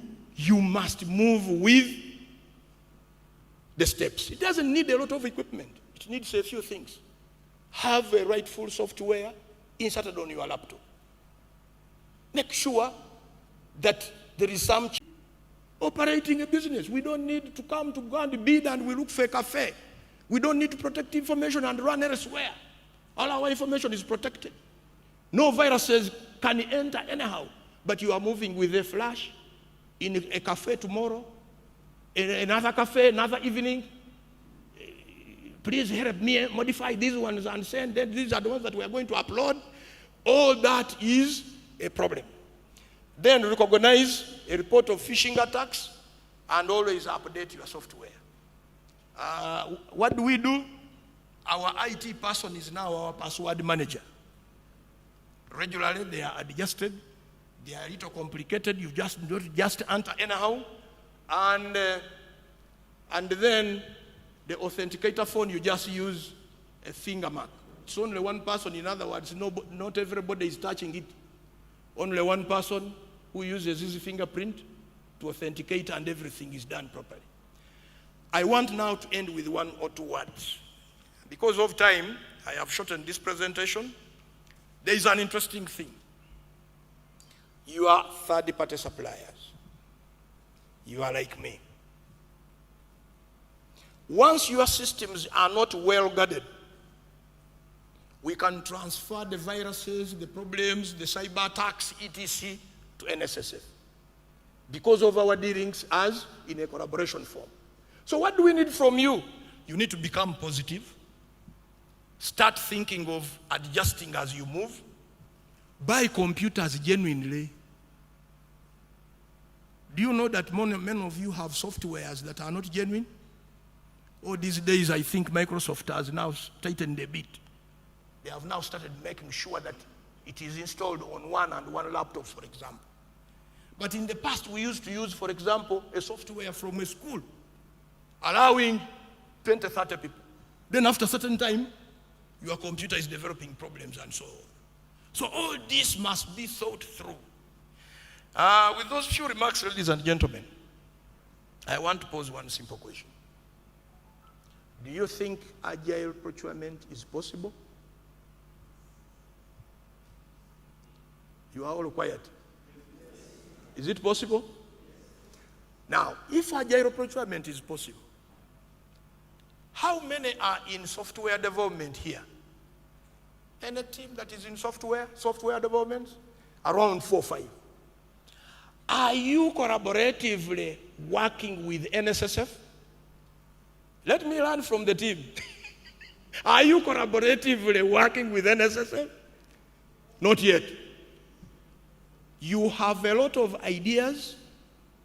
If you use this method, the sky will be the limit, even with NSSF to move to its heights.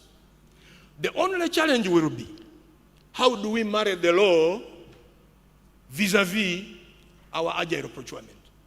But we can still make them as a single sprints of procurement, like I have done in one of the projects. What have I done? I have contracted a different provider to provide weather data.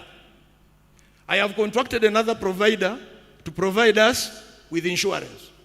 I have got another provider from West Africa to get the API for accessing the global data in terms of weather. We have got a certain provider who now works with the IT and knowledge management team to package products that are user-friendly to a farmer. Now all of them are on the same software, but different small groups. That's why I was saying intelligent knowledge, technical knowledge, and excellency is very key. You can't own everything. Let a software developer be with you and another one be with the other. I thank you very much. That was my presentation. Let me hope I have excited you.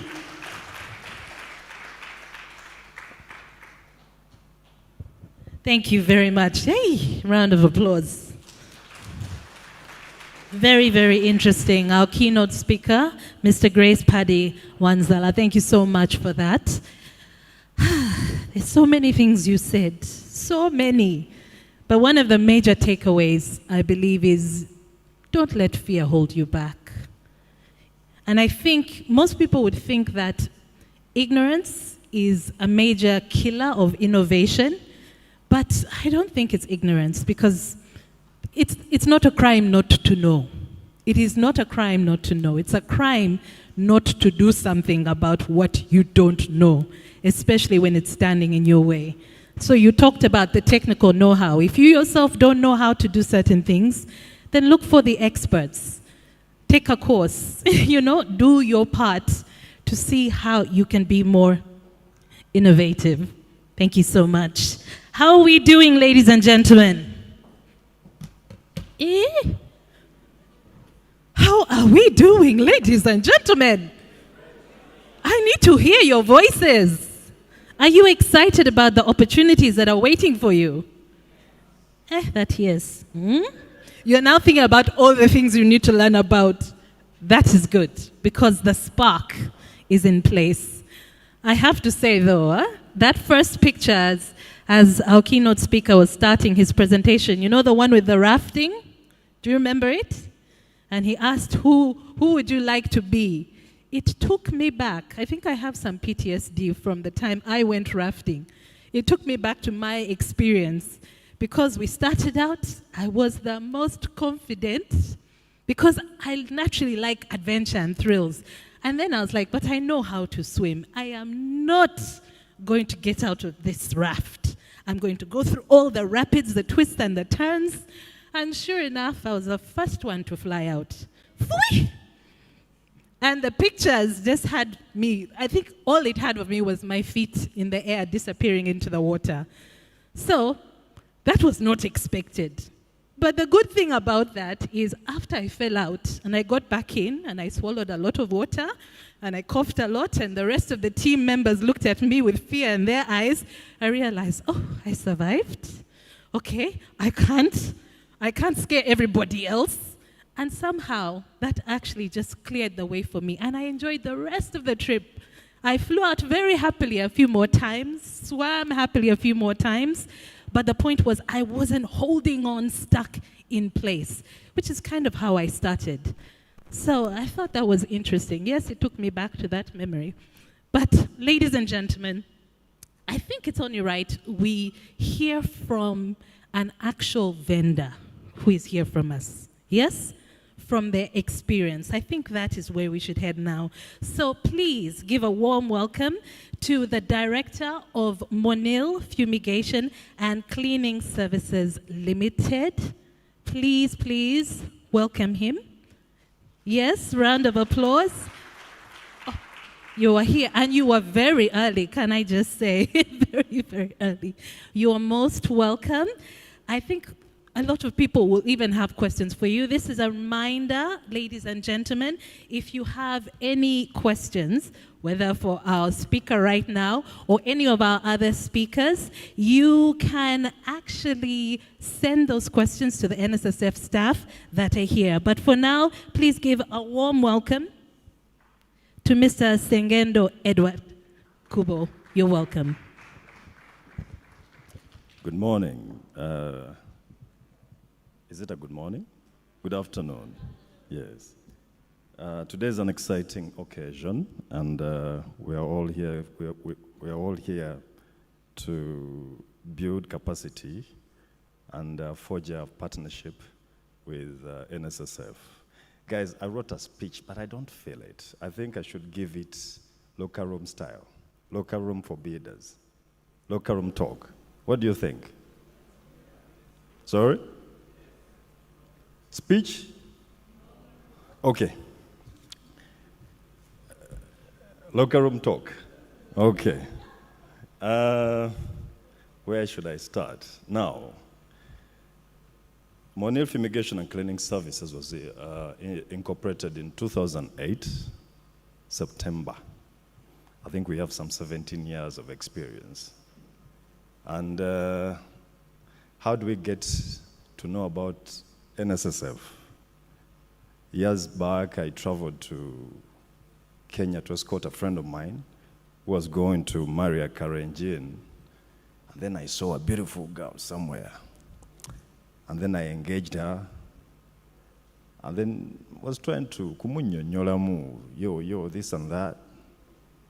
And then she was asking me about NSSF. Hey, do you know about NSSF? You come from Uganda, this, that.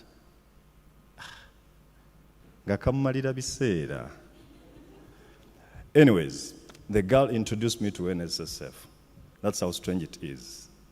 She told me how big NSSF is, and she wants to learn about the stories. She wants to come to Uganda and get to know more about the NSSF.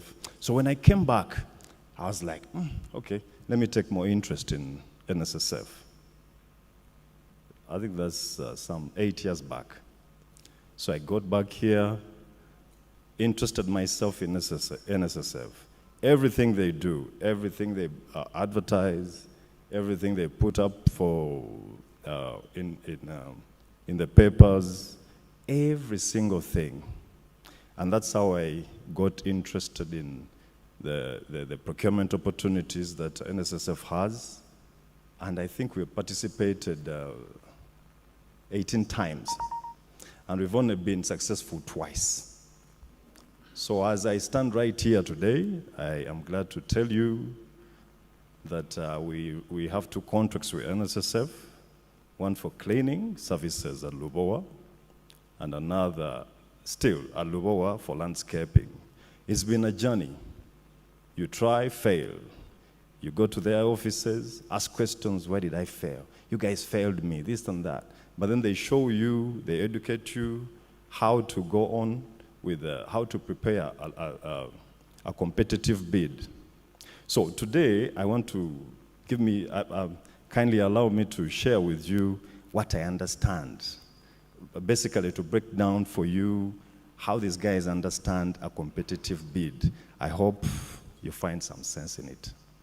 So, a competitive bid for them, I think starters, we need to engage.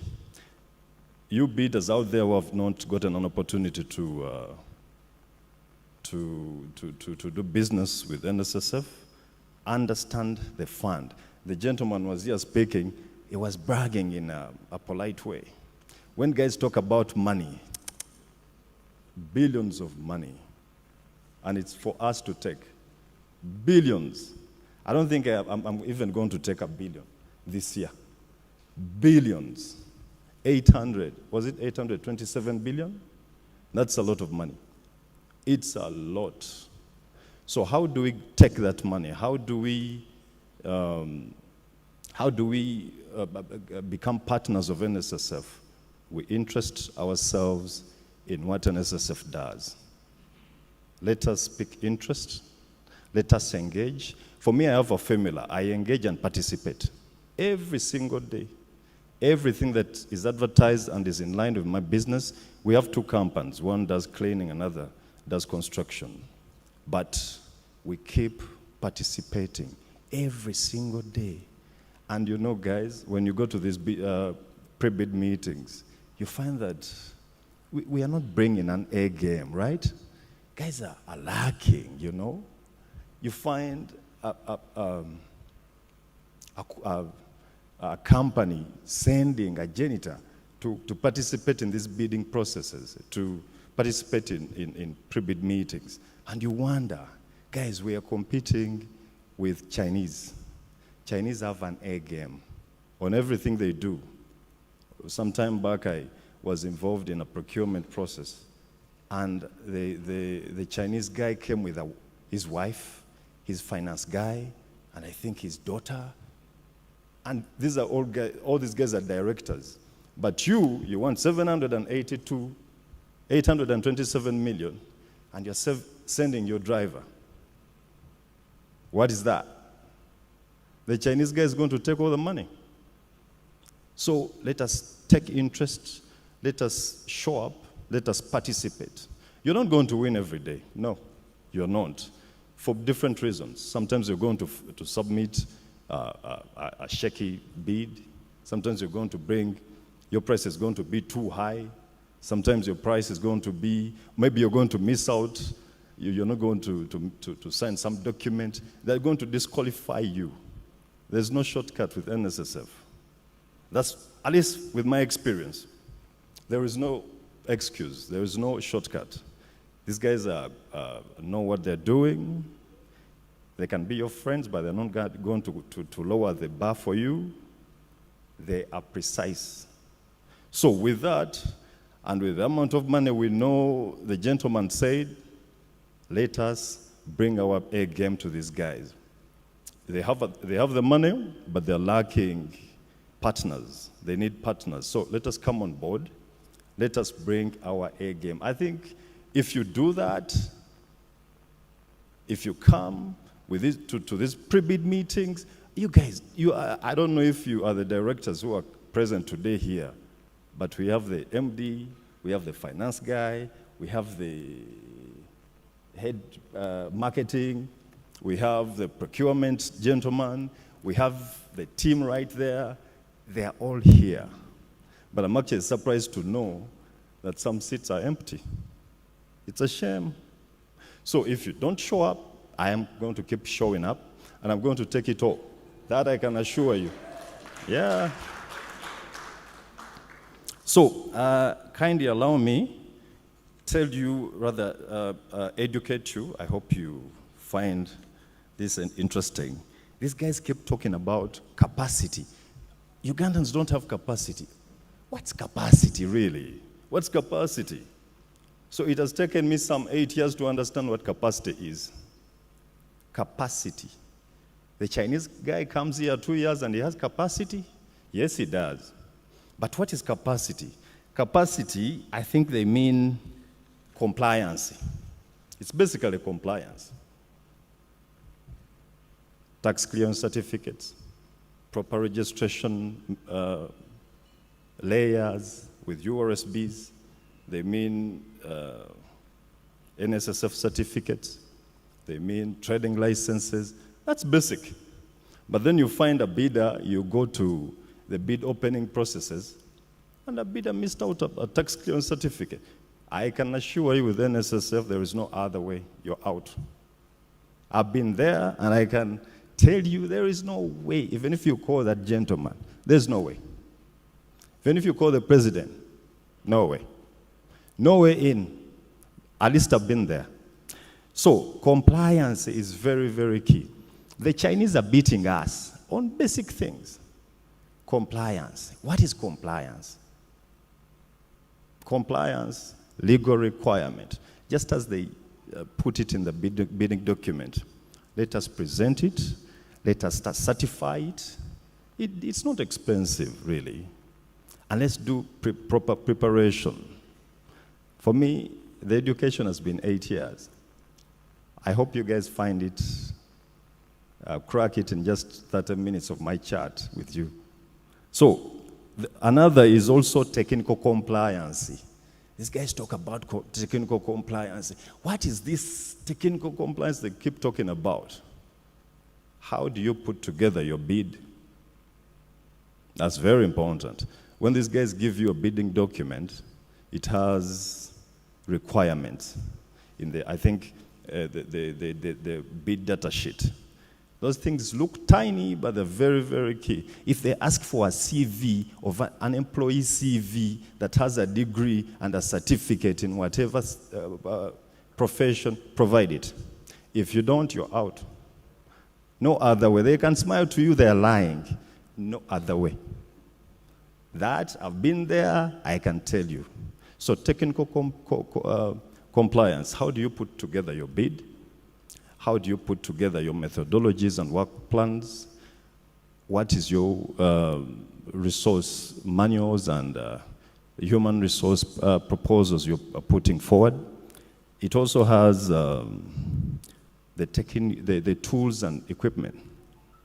If you want to do some works at Temangalo project, if they ask for a grader, if they ask for a tractor, if they ask for a tipper, put it. Show ownership. If it's leased, indicate it. If it's hired, indicate it. If it's owned by you, indicate it. No shortcuts. At least I'm going to keep emphasizing that because I've been there. I've gone to the gentleman's office trying to make my case. And you know what he said? Were you compliant? Simple question. Seems simple, but too deep. Compliance is very, very, very key. Then, in the compliance world, they talk about financial soundness of your company. What is this financial soundness? To my understanding, I think they mean how do you prepare your financial bid? How competitive how competitive is your financial bid? Because yes, you have complied in the document section, you have complied in the technical section. Then we are here now discussing the financial bid. How do you put together your bid? You remember what I told you, when you guys don't send qualified people to these pre-bid meetings? At pre-bid meetings, that is when a first stage of the financial bid is formed, basing on the requirement the works requirement, basing on the information you gather from the procurement people. That is when a financial bid is formed. So when you send a janitor, when you send a driver, and you are somewhere at Mestil chilling, you have failed. Directors, please show up. Show up every day to these pre-bid meetings, because you understand your business better than anyone. And you can tell, and I can break it to you by you guys coming here today. You have engaged, and I wish you the best. So, financial soundness of your organization. I think another they want to see is how quick can you raise finances if you've been evaluated best bidder? How fast, how quick can you mobilize resources, financial resources? Does it take you months when you're supposed to put boots on ground in 2 weeks? So financial soundness of your organization is very key. The amount of time you take to mobilize resources is also very, very, very, very key. So with my experience, I'll tell you, it is really a challenge to raise finances in Uganda. But you know, for me, what I use, I'm not bragging, but for me, I use the family-friend approach. I engage friends, I engage family. Guys, I have a contract, support me, invest in me. And it has worked. So you guys need to also think about it. Maybe it can work for you. Then you need to have a good standing relationship with the bank. If you don't have collateral, the bank won't give you money. Unless you have, you can have the president make a call for you, or Mr. Ayota here can make a call for you and plead your case. But if you go to the bank here in Uganda with no collateral, no one is going to give you money. Even if your credit ratings are really beautiful, no one. So try to collect as much collateral as you can. Forget about driving classic cars. That's not the time. It's not the time now. Collect collateral, because it's what you're going to use to when you're trying to raise finances in the bank. So, financial soundness.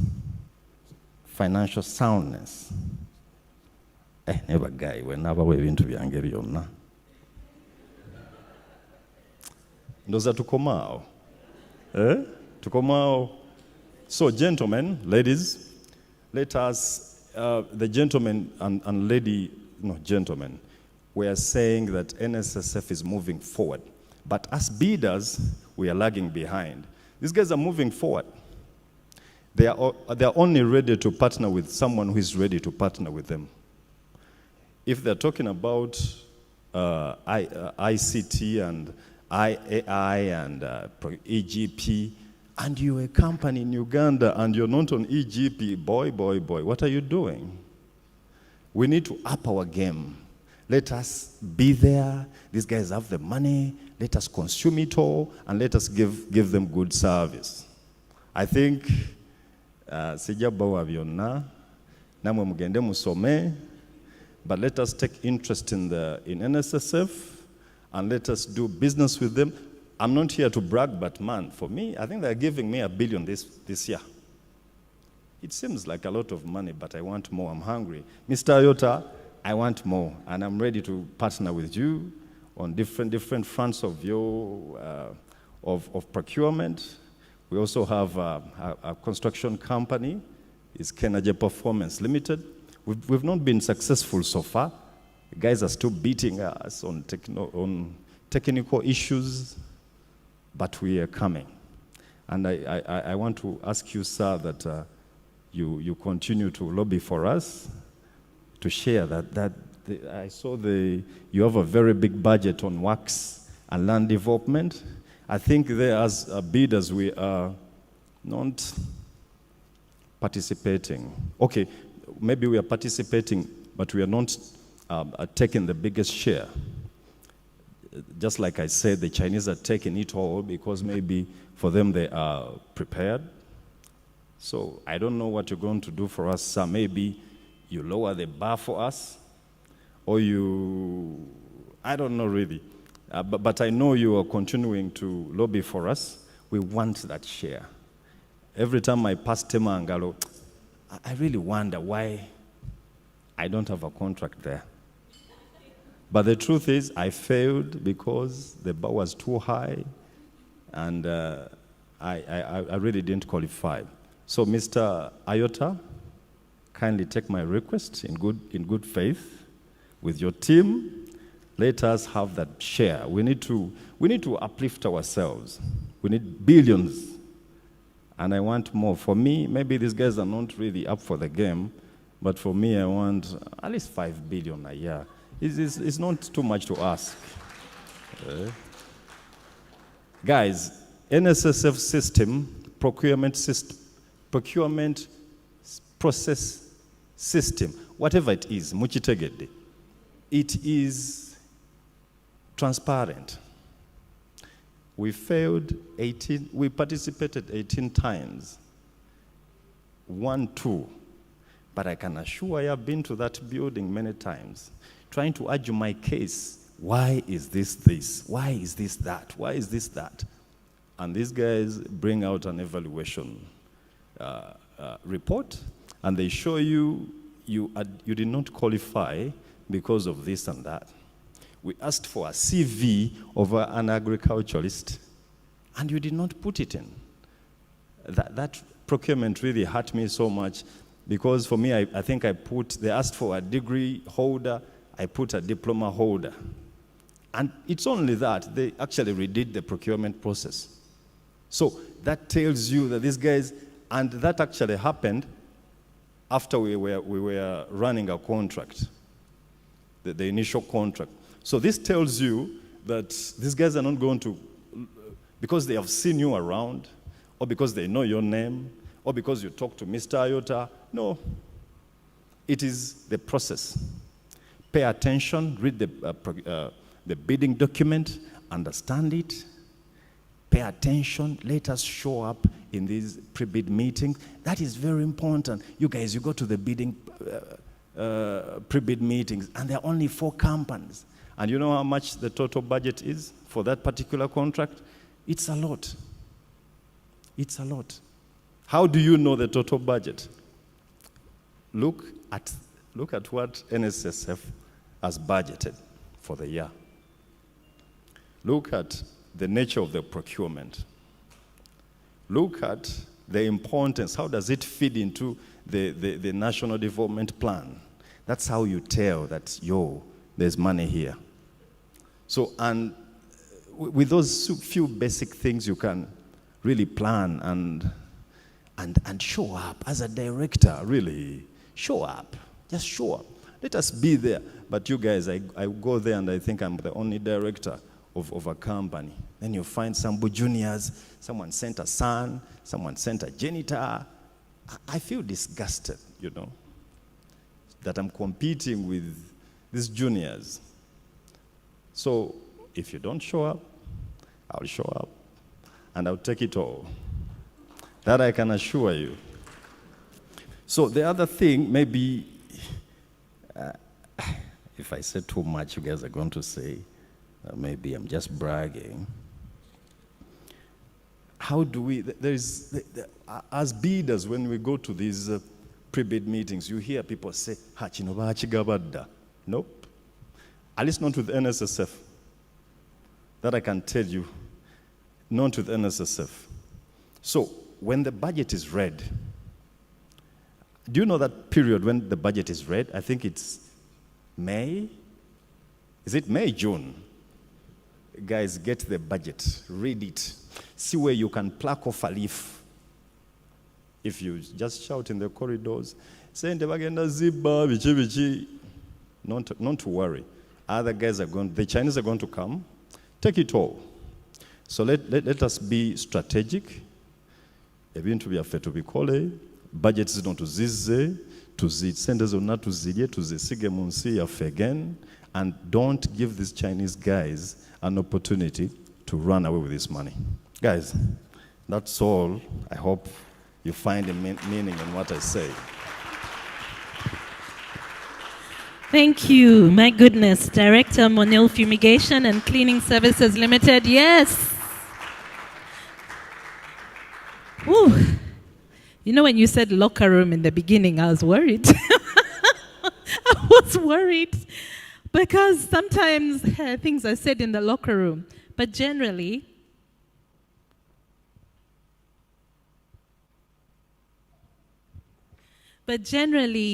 what at least I've seen in movies, I haven't yet been in a locker room before a big game, is you leave charged up and ready and excited to go forward. And I felt that coming from you. I also think that some of the things you said about showing up consistently, not giving up, asking questions, why didn't things work out? That's very, very important. And I think you should all do what he did. Take the opportunities to stand up there and say what you want. You don't know what the platform will give you, but I give it to you. You said one is not enough. At least let's go for 5 billion. All right. But thank you again to our speaker. Wow. If you have questions, we're going to get to those shortly. But allow me to welcome back the MD for NSSF Uganda, Mr. Patrick Ayota.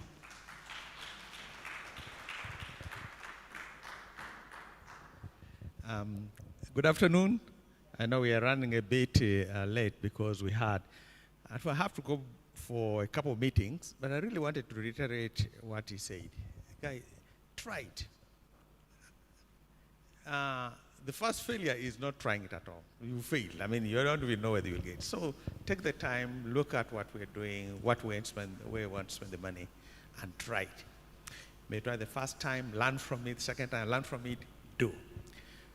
Secondly, they talked about something called capacity. One of the things that we Ugandans are not good at, please, we want to own 100% of 10,000 because we don't know how to partner with each other.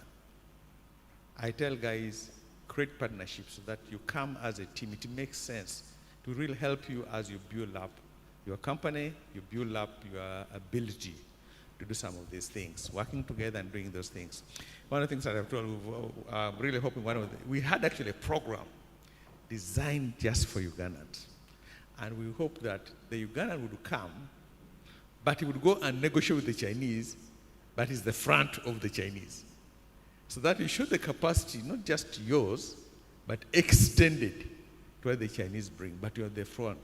You do that the first time, the second time, your name is out there as someone who is delivering these things. And that first partnership will bring other partnerships and it will actually work for you. So guys, my plea to you is as we get into this new year, the offices are open, just try it. Come try different things. I mean, there's so many things you can actually get into and you never know what happens. Thank you. Thank you so much. We know we have to let you go, but can I just ask that we grab just a few pictures before you leave? Just a few pictures with our speakers and Exco. Kindly make your way up on stage, and we'll just take a few pictures. I don't know about you, but I love pictures because that's how we record history. We go back and we're like, oh yeah.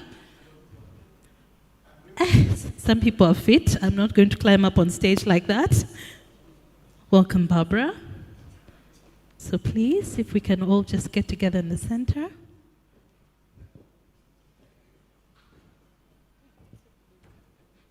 Lots of blue. Please.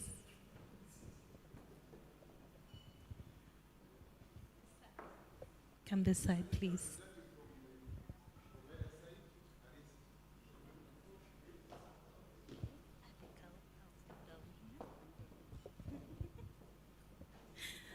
All right. Yes. Can we have a round of applause? And some smiles, please. They're serious faces. Thank you all. I want to check and see, are we happy? We're good? Wonderful. I'll let you go down.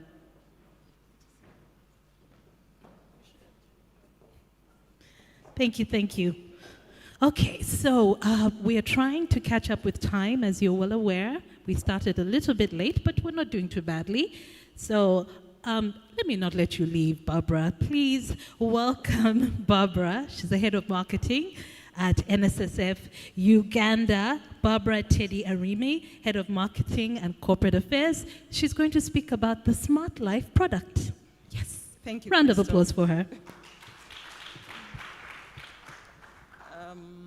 Good afternoon.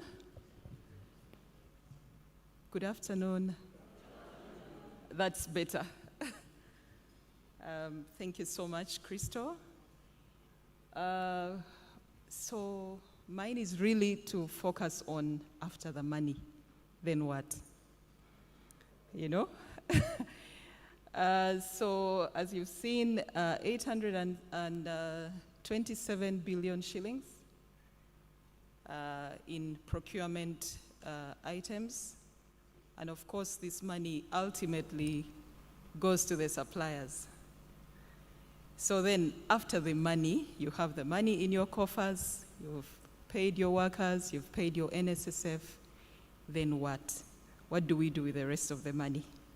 And that's the question that I'm here to answer. So I want to start from the end. Yep, that's me. My presentation. Used to save my money in the mattress, in the kabox. Is there some volume, please? Bury it.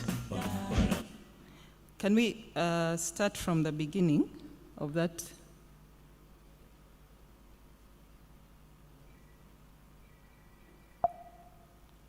Start from the beginning of the advert with the volume, please.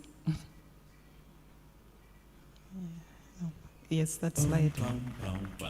Yep, that's me.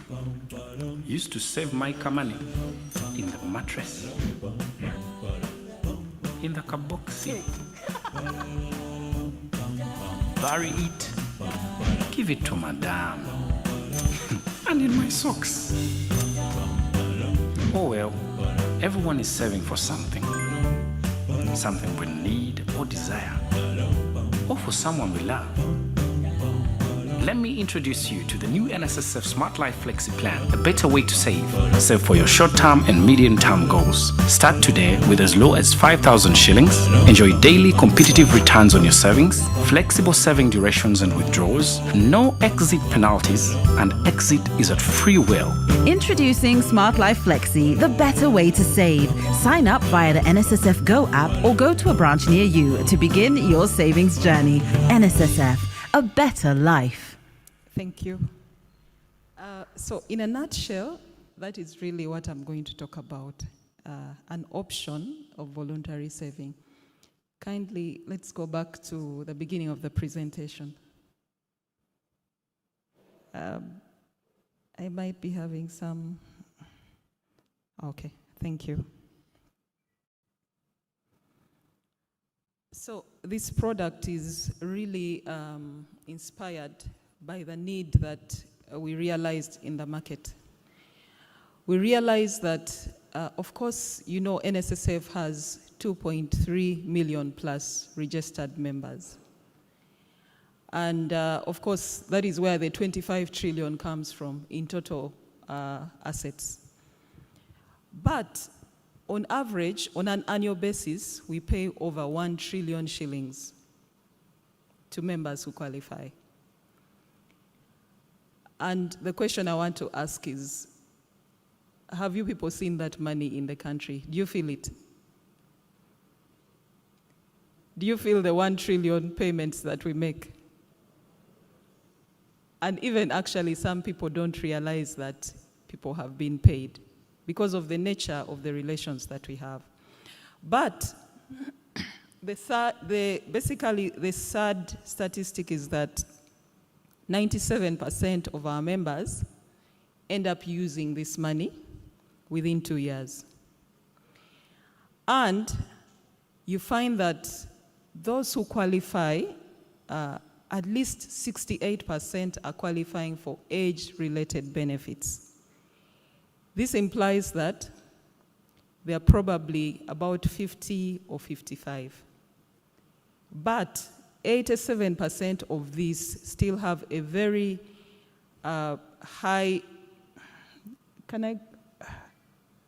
okay, thank you. They still have so many dependents, and that is also the same thing. For those of you in the room, because of the African culture, the nature of families, you still have many dependents relying on you. Now imagine you've gotten your money, all these years you've been working, and you've blown it up in 2 years. And actually, on average, it's not a lot of money. Most of the average payout is about 24, 25 million shillings on average. And you realize that people are still actually even spending on Medicare. So these are the realities that even when we slow down as we age, still remain with us. We still need the money, we still have dependents, and we must still do something. We must be alive, we must move, we must eat, we must be relevant to the people around us. And these are the facts that we have. But most people, because of the average salary that they get, because of the reason of the turnover of their business, they haven't saved much with NSSF. Because I know all of you comply, because it's a requirement, at least NSSF registration clearance when you're bidding. So all of you qualify. And if you look within your organization, you can see the average payout. You can see the salaries that you're giving and what even you're paying yourself sometimes might not be a lot. So then the issue of adequacy comes in. How much do you need to save to afford the lifestyle that you need when you're not in active business, active employment? Of course, we know NSSF, and that's why we are here, formed by an act of parliament. It was amended, so from CAP 222, it's now CAP 230. And we know that the Act as amended, Section 13 and 9, provides for voluntary contributions. And that's why we've come up with Smart Life, which is really our flagship for voluntary contributions. So who is this product designed for? We have people in formal employment, your business is registered, you're employing one or more people, civil servants, those are in the informal sector, diaspora. It really cuts across, the product cuts across for everyone. Now, the beauty of this account is we are not going to follow you up to comply. You start with as little as 5,000 shillings. And you can save any time. We've built it in such a way that you can use your mobile to save. You can just shift money from Airtel or MTN onto your Smart Life Flexi account. And unlike your mandatory port, which you still need, by the way, because you still need your mandatory port for retirement, Smart Life is going to help with some of your cash flow needs. You can choose a period of 1 year, you can choose 2, you can choose 10. Your goal might be to acquire a house, and you don't have to wait for retirement for your NSSF mandatory payment to get a house, if you started that journey now. And so when you put out, you give us 5,000 today, this is Wednesday, on Friday, on Monday, and on Saturday, within 3 days, that money starts earning interest. And it's not like the mandatory contributions where we pay interest when we declare after the end of the financial year. For this product, we pay interest on a monthly basis. So on the 1st of the next month, you're going to see your interest on this account. Now, how does it fit within the existing system? You have your mandatory port, which you can see. Of course, that one is, again, by the law, it's a requirement for compliance. I think Edward talked about compliance. So yes, it's one of the things that are required legally. 5% your contribution, 10 employer. You access it when it's defined by law. And there are basically 6 benefits: age, withdrawal, exempted, employment, immigration, invalidity, survivor's benefit, and then midterm. That is the mandatory report. But then you have the Smart Life Flexi, where you save anytime, starting with as little as 5,000. You earn interest on daily balances. And when your goal period the period that you've selected has actually expired, that money is paid back either onto your account, a bank account, or onto your mobile money, or you can choose to roll it over. And the interests are very attractive. On a monthly basis, we are doing over 12% per annum, not per month, per annum. So I think it's something that is competitive, even given the market, the products that are available. We'll also be introducing another product in that segment. We'll talk about it when we launch, but it's going to address those who have a need for cash flow and a need for Medicare. So these are the features of Smart Life. You can sign up, by the way, even now. If you have downloaded the NSSF Go app, you can just click, when you're on the home page, you will see an icon in red, Smart Life. If you click there, you'll be able to enroll and even make your first contribution. I will not go through the step-by-step process, and I will not talk about Smart Life Fixed Term, which is the next product that we'll be introducing. But really, that is the solution that we have for now. We encourage you to save, because we all need this money sometime. And you find that if you only have NSSF savings, which again, the bulk of our customers do, when they come to us, that's the only saving they have. Our needs are not going to go away. They will always be with us. And if you realize that the need for medical care, the need for food, it only increases as we age, because now you need a special diet. You don't need just to eat anything anyhowly like we used to do. Probably when you're younger, you can eat junk. Now you need to, have more precision in terms of dieting and everything. So if you can start on that journey today, you'll not regret. You'll just have a different voluntary pot for your saving. And yeah, you'll thank us later. Thank you so much.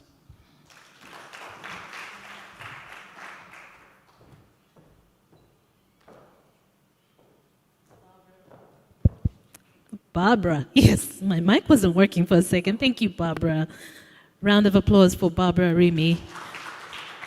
I have to say, in terms of, they say some of the most successful products that are presented have a name that speaks for itself. And I think Smart Life is absolutely brilliant, because you have to be smart about your money. I am not yet retired, but my mom is. And the way she has adjusted her lifestyle means you have to be extremely intentional. Now, you might choose to retire at 30. There's some people who choose to retire. Whatever the case, if you stop working either formally or informally, you need to be smart with your money. So thank you so much for sharing that. All right, ladies and gentlemen, I'm going to go straight to inviting our next speaker, the Head of Sustainable Public Procurement Secretariat from the Ministry of Finance. He will be speaking on the status of sustainable procurement reforms in Uganda. Please welcome Mr. David Chiyingi. Can we have a round of applause? Coming up to face this room. Welcome.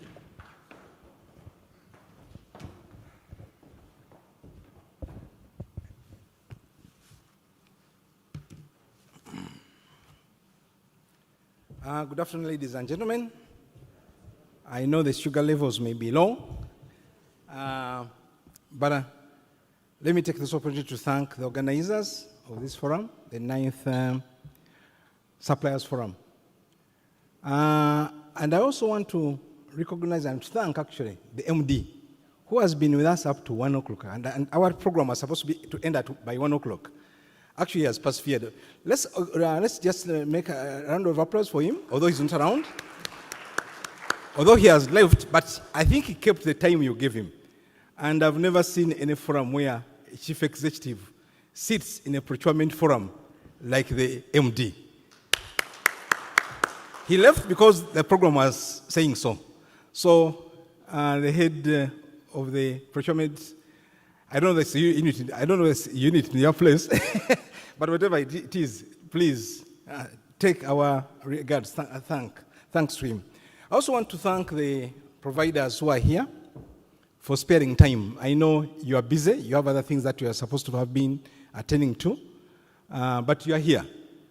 I don't know, the technology, have you put on the thing? So my purpose here, I'm trying to make sure I work within 10 minutes because I know the sugar levels are low. But my purpose here is basically to take you through.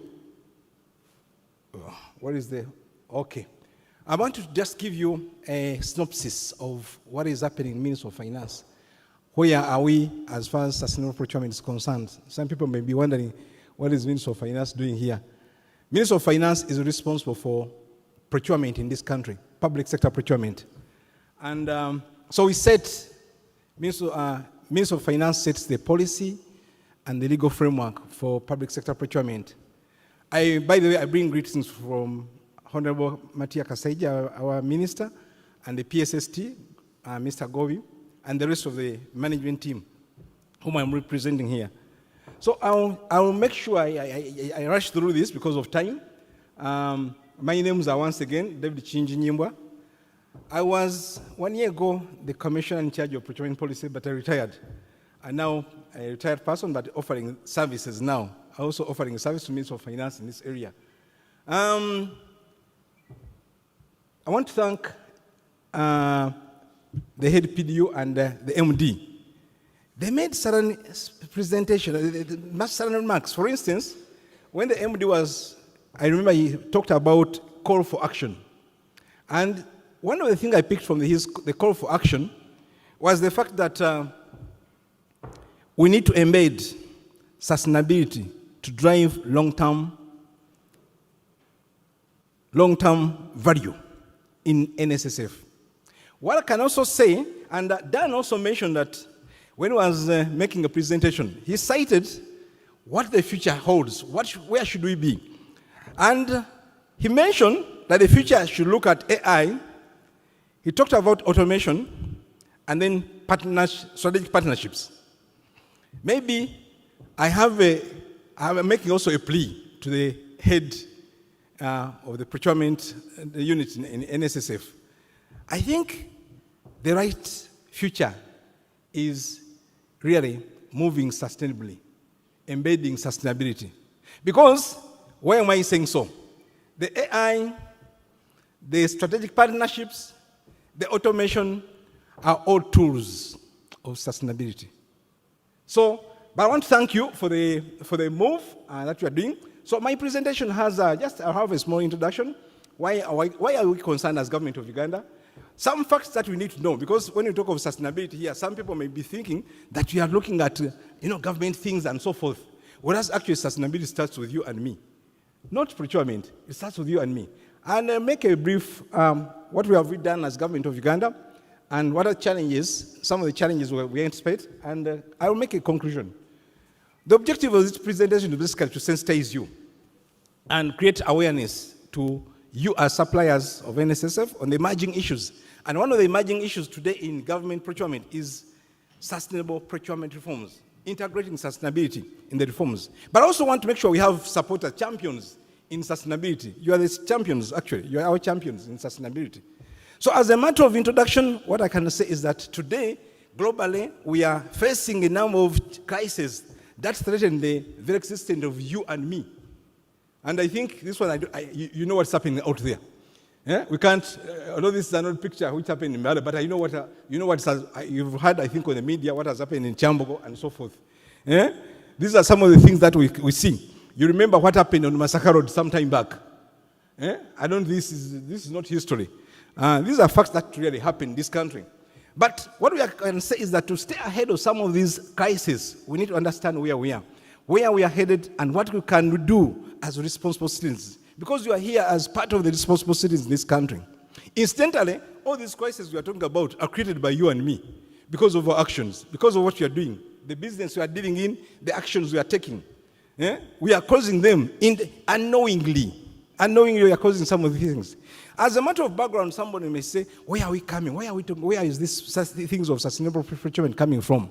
In 2015, the 193 members of UN made a resolution of what we call the 2030 Agenda for Sustainable Development. I know most of you have heard of this.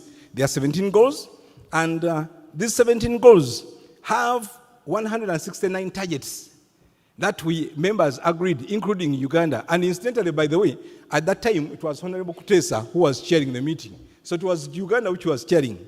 And out of the 169 targets, target number 12.7 requires us to promote public procurement practices that are sustainable. So it's not a means of finance saying that, oh, NSSF, move this direction. But as member states of UN, we agreed, and this is what we are supposed to achieve. So let me just give you a synopsis of what are some of the facts that you may not actually realize that we are facing in this country, and globally, not only in this country, but maybe I was zero in this country. Let's just look at the air in our environment. I believe most of you are staying in Kampala. If you look at, there's a report which was produced by Dr. Okero of KCCA some time back, and showed that the air pollution in Kampala is 5 to 7 times across all divisions of Kampala. And I think Kawempe has the highest air pollution in Kampala. Yeah? And I think you know the implication of this air pollution, because at the end of the day, it's part of the causes of cardiovascular diseases, stroke, lung cancer, and the flu that you see in Kampala, in many of our schools in Kampala and so forth, because of the air pollution. Yeah? So really, one may say, where is this air pollution is coming from? It's because of our activities. One of them is basically, our vehicles, what they are emitting in Kampala and so forth. So this is just an example of one of the challenges we have in our environment, which you cannot really run away from. If you go to the pharmacies, I can tell you there are reports that say that 37% of the private drug shops in Kampala sell expired drugs. Are you aware? We have a tendency of looking for the cheapest drugs. In some of these, when you are looking for drugs, you look for the cheapest. Some of these drugs we are taking as cheapest may actually be expired. And the consequences are really dangerous. I'm bringing these examples because they are real life. Real life. They affect you and me. And some of you may have had relatives or yourself having what we call having challenge of resistant drugs and so forth. But these are all issues of acquisition, procurement. You may be buying it for yourself, for your relative. So these are challenges, and that's why we are saying that, you people, there's a big crisis. But because of time, let me just take you straight away. Where are we as government of Uganda? What have we done in terms of promoting this sustainability? What we've done as far as the ministry is concerned, we have put in place a procurement policy. In 2009, we came up with a procurement policy, and Chapter 5 advocates that we must really start buying sustainably. We must take into consideration procurement decisions that embed the environment, the social, and then the economic plus governance issues. We have gone ahead to incorporate sustainable procurement in the primary law. Actually, the primary law, the PPD Act, which we call the primary law, actually Section 66 now requires that all procurements made by NSSF must be sustainable. Incidentally, the regulators have not yet started trying to push the entities because we know of the challenges of implementing this legal framework. We've started preparing training manuals for both the suppliers and the practitioners. We've developed a 5-year action plan, sustainable procurement action plan. We also have started building capacity for selected for selected stakeholders like you. By the way, we had one event where we invited suppliers, but because you are so many, what we are doing right now, we are targeting specific sectors. So far, we've made the automobile industry, we've made the wood product people, we've made last week we are dealing with the agrochemical suppliers, we've made the paper industry suppliers. We are meeting these sectors to inform them what we are doing, what is coming, because you need to know and be prepared that when done incorporates this provision in the solicitation document, don't start complaining that why is he doing this? Is he trying to push us out of business? No, it's a requirement. We are also the government before some time back incorporated what we call reservation schemes. By the way, these reservation and preference schemes are part of sustainability because we are trying to make sure that the disadvantaged groups, our local national providers are given priority in some areas, as the ED-PPDA mentioned here. We have revised actually, and there are now new guidelines on reservation schemes. You'll find that there are certain products now, for instance, pharmaceuticals, steel, textile, which are now really aimed at really supporting the national providers. We want to make sure that our providers are given what? Given priority. All these are efforts of government to support and implement sustainability in this country. The market engagements, as I've said, they are going on. We are training our PDUs to make sure that they understand, they appreciate this new reform. The reform is a little bit complex because the players the players are many, and definitely the implementation is not as easy and simple as one may think, may look at them. So, what do we have in our 5-year action plan? Our 5-year action plan has a number of activities, but because of time, I'm not going to mention all of them. But what I can tell you is that one of the key issues is to engage you, suppliers. So when we hear supplier forums like this one, we always knock on the door of our PDEs that can we also come and talk to these guys? Because we know that some of you may not be supplying directly to the public sector, the ministries, because of our bad practice. I do agree. There's a bad practice in the central government. Payment is a big challenge. But we believe that once these institutions like NSSF start implementing SPP, then you also find it, and it's a practice. You will not have any problem when you find this in our documentations. The government has also put up what we call the Sustainable Public Procurement Secretariat, where I work, which I head. And this is aimed to be, this was set up to make sure that we have a one-stop center where you can come and seek advice on what do we mean by sustainable procurement? How can we comply? Where are you starting from? So we have set up this for purpose of good governance to make sure that there's somewhere you can go and look for knowledge about sustainability, sustainable procurement in this country. What is the approach we are adopting? Because it's a complex reform. We are adopting. We've said that let's. We have said let's go into. We want to lead by example. Government wants to lead by example by making sure that we move. We walk the talk. We walk the talk. As we've already mentioned, all the EGP has been put in place. The automation, in summary, the automation which brings about EGP and so forth, is all about sustainability. When Dan was talking about all things, when Mr. Wanzala was talking about the cyber security and so forth, there are challenges in automation. That's why they are talking about cyber security. But all we are saying that government needs to walk the talk. So we are making sure that we've introduced automation in the public sector procurement. We are also saying that in order to make sure that we move smoothly, we have decided to take baby steps. All of you here at one time we are babies. You can't imagine. You are all at one time babies. But now you are mature. So we are also saying that this reform is still the baby stage. We are going to move cautiously, slow but sure, because we know it will reach somewhere. So we are going to move slowly in a phased manner. We are going to prioritize certain areas. For instance, the reservation scheme has picked out certain products. That reservation scheme is about sustainability, supporting those sectors. The ESH provision that have been incorporated in the bidding documents, in the works document, that is already sustainability.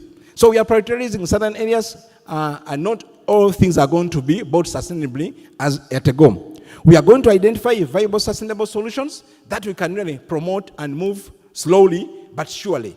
We are not saying that everything will be bought sustainably tomorrow. No, it will be in a what? In a phased manner, because we know the challenges involved. The digital transformation I've talked about, basically the EGP, I think we've already talked about this, is all aimed at reducing the traditional machines and so forth, plus the paperwork. But recently, because all these are aimed at sustainability, the moment you reduce the demand on paper, you're reducing the impact of cutting down trees. Because paper comes from, the major source is what? Virgin wood. So the moment you become paperless, then you are reducing the impact of your organization on destroying the environment.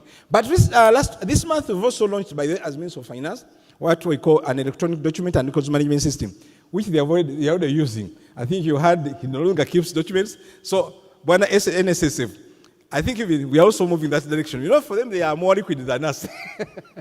They are more liquid. Why?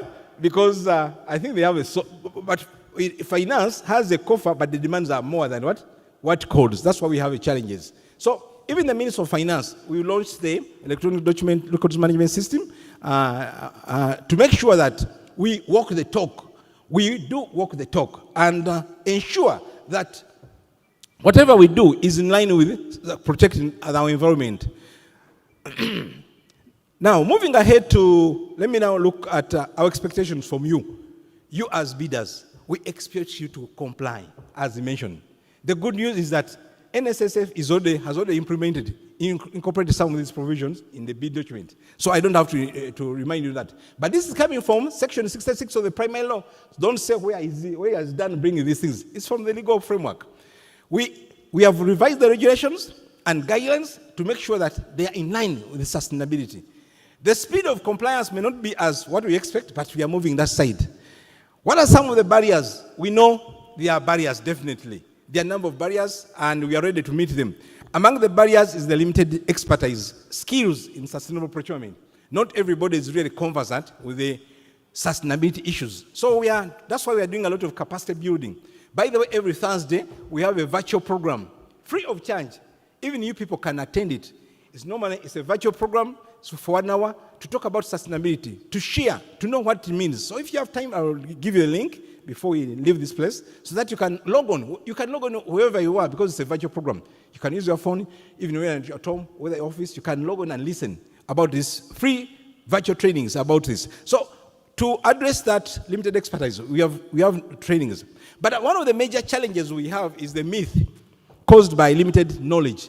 Most people think that sustainable products are expensive. And I believe most of you are failing to buy good products because you think they're expensive. I always give an example. I always give you people an example of our daughters, our sisters, our spouses. When they are due to give birth, no lady will ever look for the cheapest gyno. It's very difficult. Even the villages, they will not say what is the cheapest what? Gyno. They always say, who's the good what? Gyno. That means that this price is really, at times, deceives us. When it comes to the physical things, we think the cheapest things are okay. I think most of you have read in the papers what is happening with our foodstuffs, especially these chips and so forth they sell on the streets. Some people go in for them, especially the bachelors, think they're cheap. They're cheap, but you're buying yourself what? Cancer. You're buying yourself, because these guys are using what? Transformer oil. So some of the things you think are cheap are not cheap. They are expensive. So likewise, sustainable products may look expensive, but at the end of the day, they are not as expensive because of the hidden costs that you don't know. That's why Dan, when he was making a presentation, he talked about the total cost of ownership, that we have now moved away from what is cheapest to incorporate concepts like what does it cost me to own this product over its useful life. And some of these things, they don't only work for government, but even you as a person, they work, I'm telling you. Another challenge is market readiness. We know you people are not yet ready. That's why we are moving in a phased manner. The sectors, we've done research, we know the sectors that are ready. I can confidently tell you that the market, the paper industry is ready. Why? Because we know most companies globally are now using recycled paper to make these papers. So we know it's ready. And these are some of the areas that we expect institutions like NSSF to be applying. We know there are some sectors that may not be ready, but because of what the impact, the negative, the side effects of these products, we have to move in. For instance, the agrochemicals. I'm telling you, all of you here, all of us here, including myself, we all have a big challenge of the vegetables we are eating in the market. The tomatoes. Have you noticed that most of this tomato we are eating has white stuff? Have you noticed that? How many of you have ever bought that know what it is?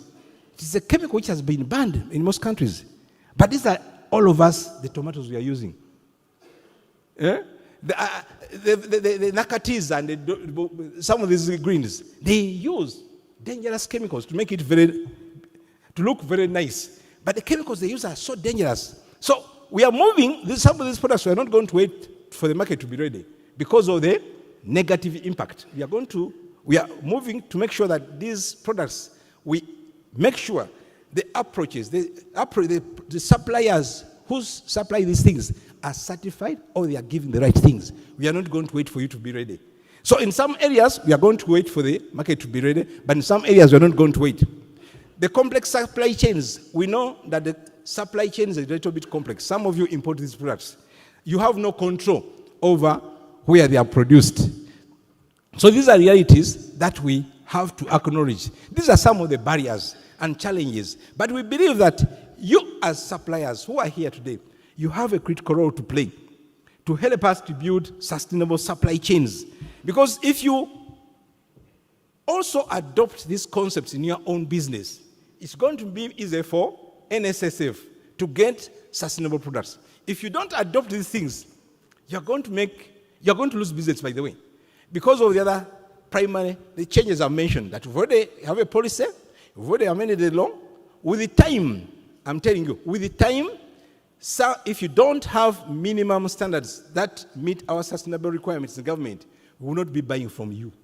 The service providers, if you don't have evidence that you are looking after your human resource properly, they have protective gears and so forth, we are not going to allow you to participate in government procurements. So these are things that we believe you must really know, and I'm here to tell you about this. So in conclusion, all I can say is that understanding and minimizing the negative social, economic, environmental, and governance impacts in the acquisition process at both individual, you as a person, and an organization level is an obligation. It's all our obligation to understand these things.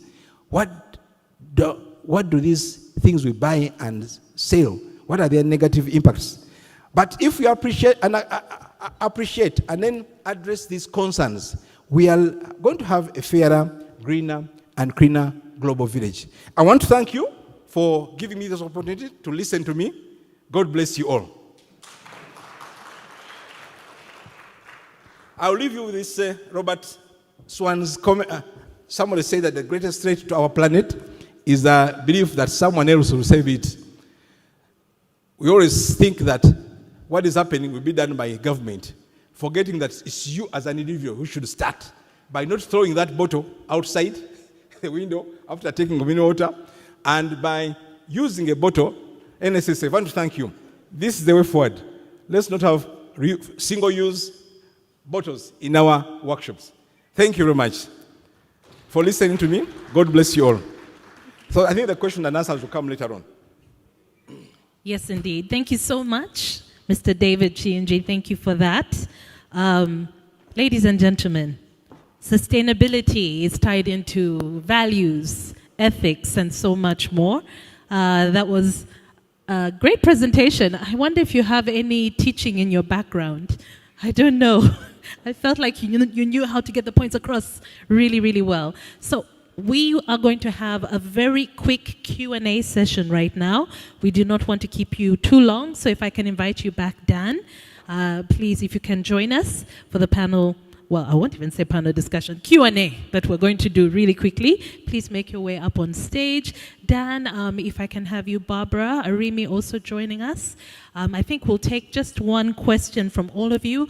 Our keynote speaker, Grace Paddy, if you can also please just join us and take a seat. And finally, I'd like to invite Mrs. Agnes Isharaza, who is representing the MD who had to leave. She will take on a question regarding NSSF in general and not necessarily the procurement process. So please all make your way to our chairs, our beautiful white chairs. Oh, Grace has left. Okay, understood. So we'll take just 3 questions. Now, earlier, I had asked you to share any questions that you might have. Do we have questions in the room? Yes? Okay. So because of time, you will allow me to take just one question for each person on stage. So it's a matter of who I get to first. But the gentleman in green caught my eye, right here, right in front of me. So I'll start with you. Yeah, thank you very much. My name is Nicholas Dumbakatumba, and I work with the Copycat Group. Actually, my question, I don't know if it is to them. It's unfortunate that the PPD left, but he said he left someone. So my question will go to him, because we had an IT supplier online, and I asked that question to Dan. He said he also is not in position to answer that. Now, on 2 occasions, EGP, why do you close the submission deadline before time?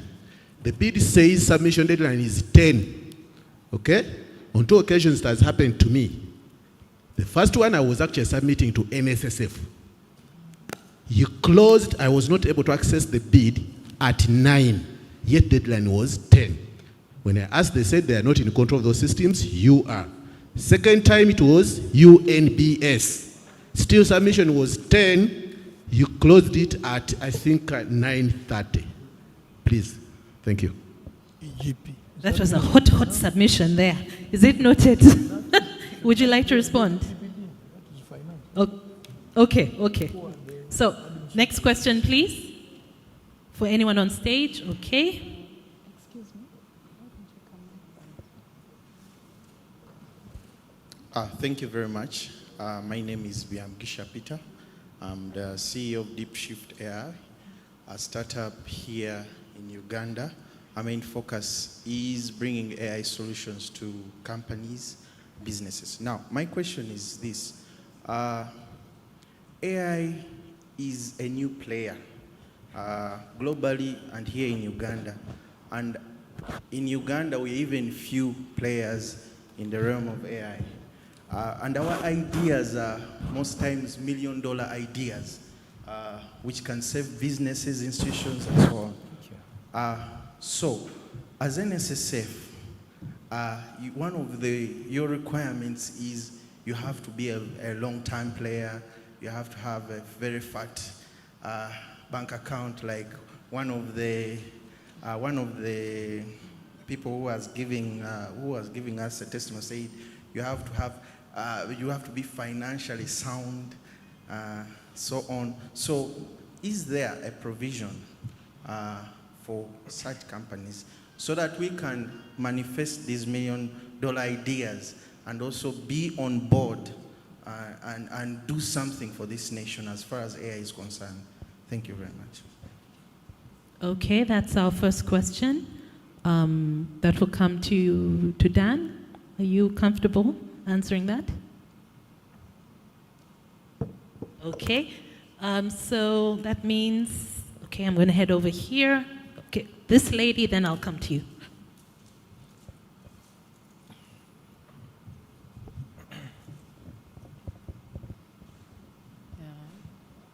Good afternoon, everyone. I'm Ann Ranga from KCCA. I want to find out, how do we know that the NSSF certificate is authentic when we are doing the evaluation, doing the preliminary examination? Because URA has a portal where we confirm that the tax clearance is authentic, but we try to check on your website, we can't see. There is no number where we can call and know that really, as we're evaluating, what we are evaluating is right. So kindly help us on that. Okay, and I'll just take a last question here, and then you can respond. Good afternoon, everyone. My name is Amos Igaga. I'm a director of Allwell Investments Limited. I would love to thank everybody for their submission. Straight to my question. This goes to the procurement head. I've noticed quite a number of times that they call us to submit our quotations, but unfortunately, we're not called for the final probably jobs and everything. So I would love to know, is it they just ask for them just to use them in a way of comparison so they can know the quotes or the prices? I don't know. So it really bothers me. So I would really want to hear from the head procurement. Thank you. Oh, Dan, I think most of the questions are coming your way, it seems. I can only take one last question. Oh my God. Don't, this eye contact, you're making me feel guilty. Okay, you're the last one.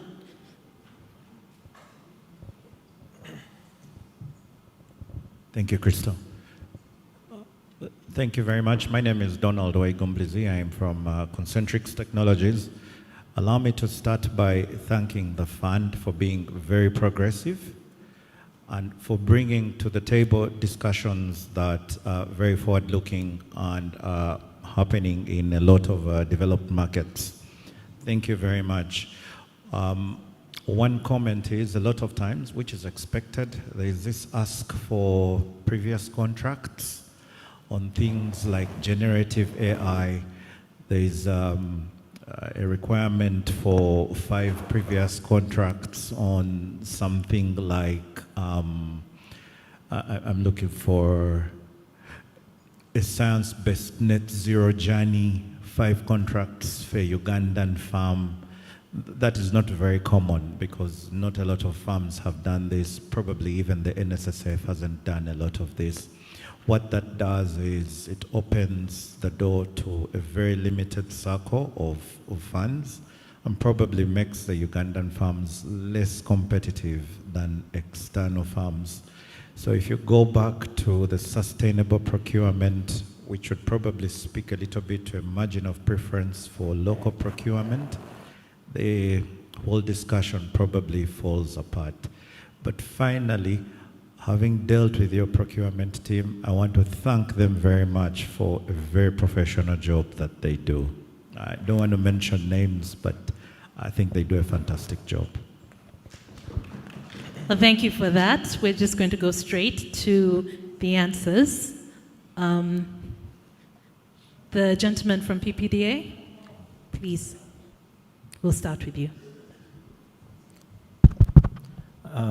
Thank you very much.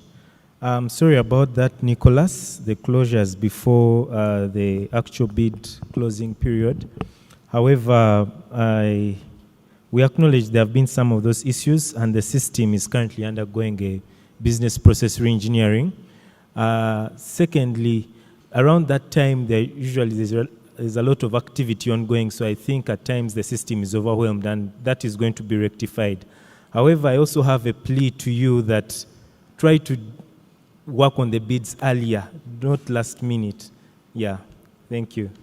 All right, thank you very much. Barbara, if we could hear from you maybe regarding the authentication of some documentation. Okay, thank you so much for that question. I think the question from KCCA. First of all, we have an opportunity to improve on our partnership. So after this session, we can have a chat so that you have a contact person. However, usually the NSSF certificate has a number which you can use actually to validate it. But we can again, like we said, thank you so much for reaching out. We are available to strengthen the partnership. Yeah. Thank you so much. Dan, I think you had 2 questions that were directed to you.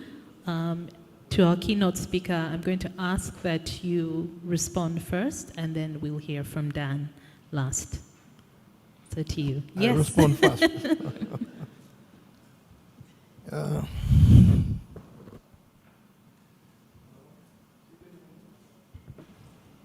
Am I on? I would like to make a quick response on what is somehow related to my presentation, but mainly geared towards the head procurement. Your concern of looking for experience of at least having at least 5 contracts etc. I think I need to recognize that your concerns are taken seriously. As NSSF, we need to make more research, market research, to understand the functioning of the market. And since AI is really just coming on market, it might not be very prudent to ask for stringent measures that really eliminate our people. As NSSF, we shall look at our business processes and see how we improve in that area and ensure that really asking for criterions that will only be looking for foreign companies that have done outside there where it was introduced long ago would cause elimination of ours. The other area where somebody is saying he sends bids and so on and is not getting responses, we have a culture of debriefing our suppliers. Maybe we shall have to go back and reconsider our systems and see those that really did not get information reported back what happened. Otherwise, as a supplier, in law you are entitled to a debrief. So in the event that you don't get any debrief from us, you are free to proceed and ask for some information. Take it seriously that we are not using you to compete and then select our own suppliers. The fact is that you will have lost, but maybe the system in one way or another has not given you a debrief. But in one of the sections, if you read the law very well, you are entitled to ask for a debrief. So use the knowledge of your supplier representative, inquire, find out more. Why did you fail? Look for areas of improvement such that the following time you will be able to go through.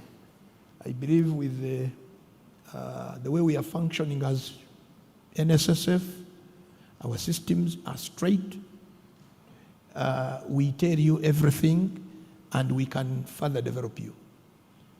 Lastly,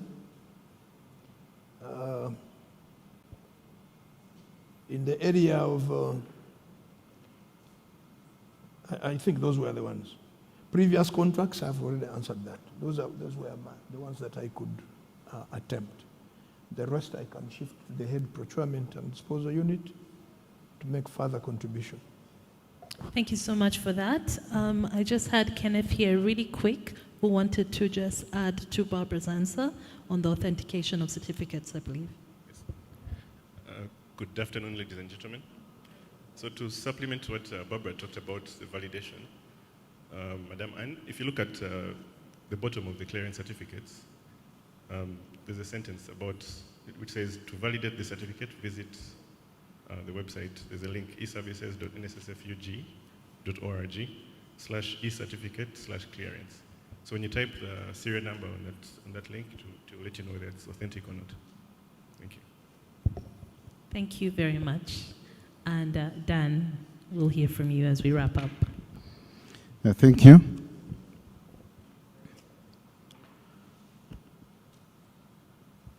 I will start with the last one, which was a compliment on the way we do our business at the fund. It's an appreciation regarding transparency, ethical conduct, and fairness. Thank you very much for appreciating the work that we do. It was from this side of the corner. Then market analysis. A member raised an issue that we first get to the bidders wanting to inquire about the price of certain products. This is part of the process, and the law requires that the entity should carry out what we call market analysis for purposes of estimating the cost of a procurement requirement.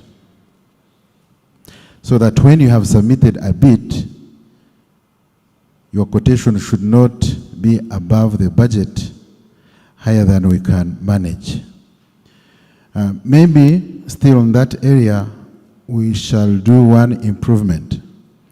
At the fund, we have a database of our prices for common items that we see: computers, tires, electronics, most of our procurement, supplies, and services.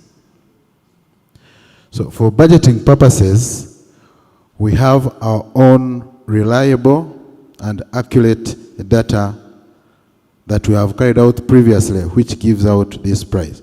So going forward, we'll be coming to the bidder only once when we are requiring a quotation, right? Because we already know the price and we have already used it for purposes of coming up with an estimated cost. We appreciate that sometimes this has created anxiety, because when we come to you, you may not know that we are coming to you for purposes of market analysis or research, but you may think we are giving you an opportunity to bid. So going forward, we want to ensure that we manage it, because we have data in our department that guides us on the estimated budget. Then this one is general, related to what has been raised. Bidders. I want to kindly ask you, like one of us made a presentation, that we need to be on top of our game.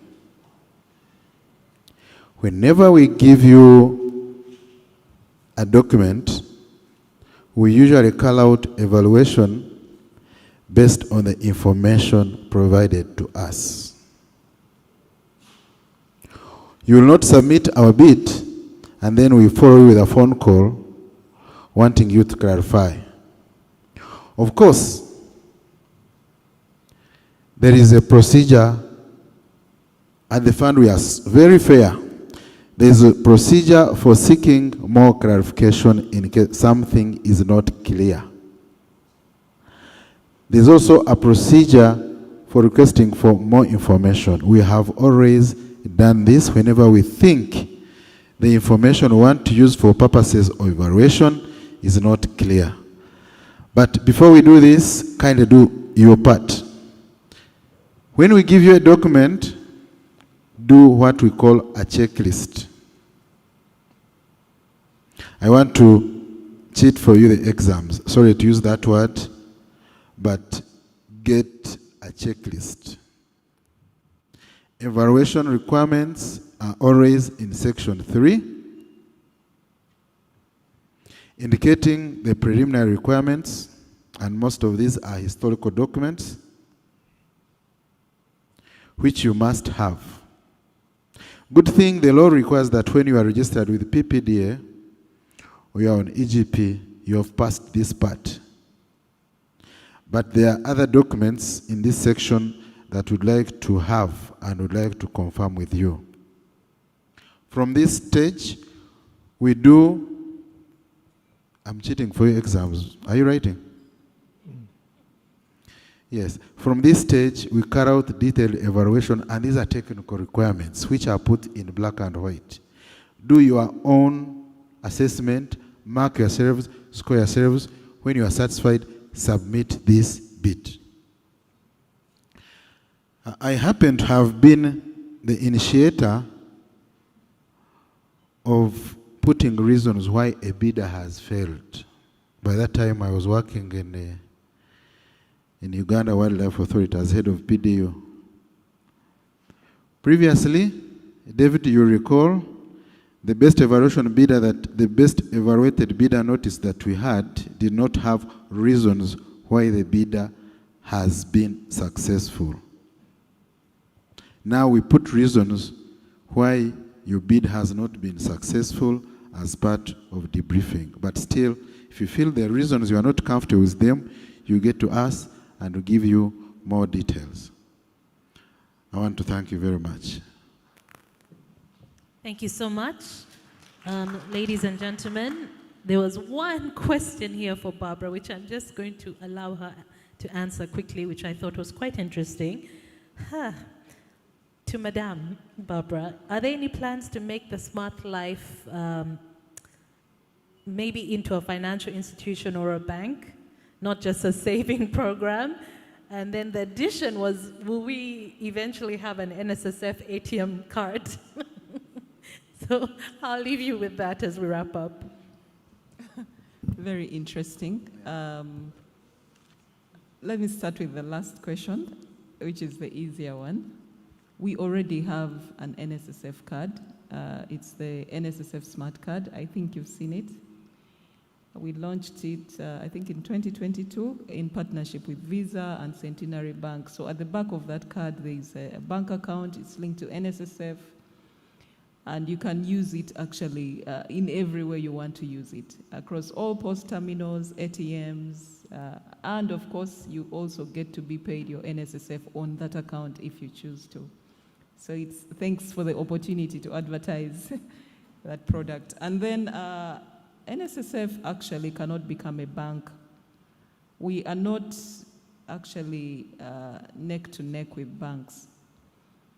If you notice, even the product that we are talking about is a product which is really focused on your medium-term saving. Because your day-to-day money should stay with the bank. It should stay with the Momo, MTN, Airtel. That's the money that you need. But what we are saying is, if you want to get an investment account, you can use Smart Life, Flexi, put your money, you're earning interest, and it's a goal, you lock it for a minimum of 1 year. So we are not into the bank business. Actually, all the money that we collect ends up either in the banking system, because the telecoms will sweep from the telecoms to the bank, then from the bank we invest it in the 3 asset classes. Either it's fixed income, that is government bonds, or real estate, or the equities, that is the shares and everything. And then we give people the return. So we don't want to be in the banking business. Thank you. Thank you for that clarification. And please, a round of applause to our panelists. Thank you so much. I am going to let you step down at this point. But thank you so much for answering and for your patience. Ladies and gentlemen, how are we doing as we wrap up? Are we good? Are we hungry? You should never feel shy when it comes to food. Are we hungry? Yes. Well, for those of us who can eat right now. So as we wrap up, allow me to invite one last person from NSSF Uganda to make our closing remarks. That is Mr. David Masiko. Please join me, David. Wonderful. The chairperson for contracts, Chairperson Contracts Committee. So, hi, David.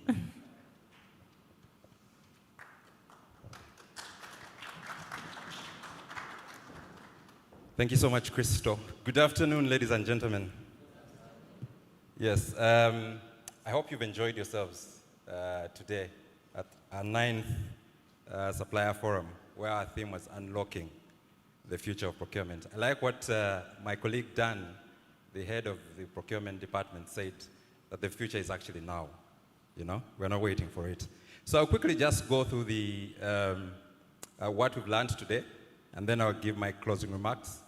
Like Christo mentioned, my name is David Masiko, and I head the Contracts Committee. The Contracts Committee is a committee within the fund that is tasked with evaluating and looking through all the procurements that you make. I have a few colleagues who are here. If you could raise your hands. That's George and Victoria. Yes, The contracts committee is a 5-person committee. And like I said, our role is to ensure that the fund, or NSSF, is a sound and procuring or disposal entity. Okay, so we started off with our MD, Mr. Patrick Ayota, who took us through the Vision 2035, which is our 10-year strategic plan. And he summarized it in 3 magic numbers, if you remember: 50, 50, 95. 50 trillion as assets under management by 2035, 50% coverage of our members, and then 95% stakeholder engagement. I hope everyone in the room will partner with us as we land that vision by 2035. He mentioned that the 3 anchors of procurement this next 10 years is going to be around automation, which is really digital transformation, right? He said 98% of the fund is paperless. So the vendors in the room that deal with aspects to do with digital transformation, you know what that means. He also mentioned the second as sustainability. He emphasized planet, people, and profit, and that's something that as a fund we're doing, and then strategic partnerships, okay? He mentioned as well that this year our budget for procurements was 827 billion, and 93% of that budget goes into the works and supplies. Okay. We then had Mr. Dan Mugura, who is the head of PDU, and his talk was really around value creation and sustainability. And he emphasized that for us to achieve value for money as a fund, we look out for quality, we look out for cost, and we also look out for efficiency. So as vendors in the room, please focus on those 3 for us to be able to get value for money and give you business. But he also talked about sustainability. And his angle of sustainability is nurturing long-term relationships. And that came with a call for us in the room to be professional and getting our paperwork in order. He also mentioned something around ESG awareness. On the local provider support, he mentioned that by law, 30% of all works go to locals, okay? Now, if you're to look at that 827 billion that the MD alluded to, that's about 196 billion that is up for grabs just for locals as a result of that law. I would like to tell you that within the fund, 90% of our procurements are going to local farms, and only 10% is what goes to the foreign farms. We had the privilege of having the executive director of PPDA, Mr. Benson Turamye, who, you know, in his short time here, gave a talk on procurement as a strategic tool for national development. And he said that 60% of the national budget, which is about 40 trillion, goes through public procurement. And all this, he was painting a picture of the opportunities that lie within public procurement. We then had our keynote speaker, Mr. Grace Paddy Wanzala, whose talk on agile procurement and cybersecurity was very timely in light of our theme for today. He emphasized that we have to be alert, we have to be responsive, we have to be flexible, and we have to be swift if we are to be agile in our procurement. 3 key takeaways for me was collaboration. We need to collaborate with different stakeholders. We need to adapt and adjust our plans accordingly. COVID-19 taught us exactly that. And we have to automate. On the cybersecurity arm, he stressed the fact that as suppliers, we need to employ cybersecurity measures, which ties in well with the professionalism aspect that Dan had mentioned. And then we had a vendor testimony. If you ask me, that was my personal favorite, by Mr. Sengendo Edward Kubo. Should I say Mwami Sengendo Atulaze Kubo? Yeah, in showing us exactly what a a vendor needs to do to land those contracts at the fund. My key takeaways from your submission, Mr. Sengendo, were that you picked interest in the adverts of NSSF, okay? And what NSSF does, right from the newspapers and all the media outlets out there. You showed tenacity and resilience because you mentioned that of the 18 times that you've submitted bids to the fund, you are only been successful twice, right?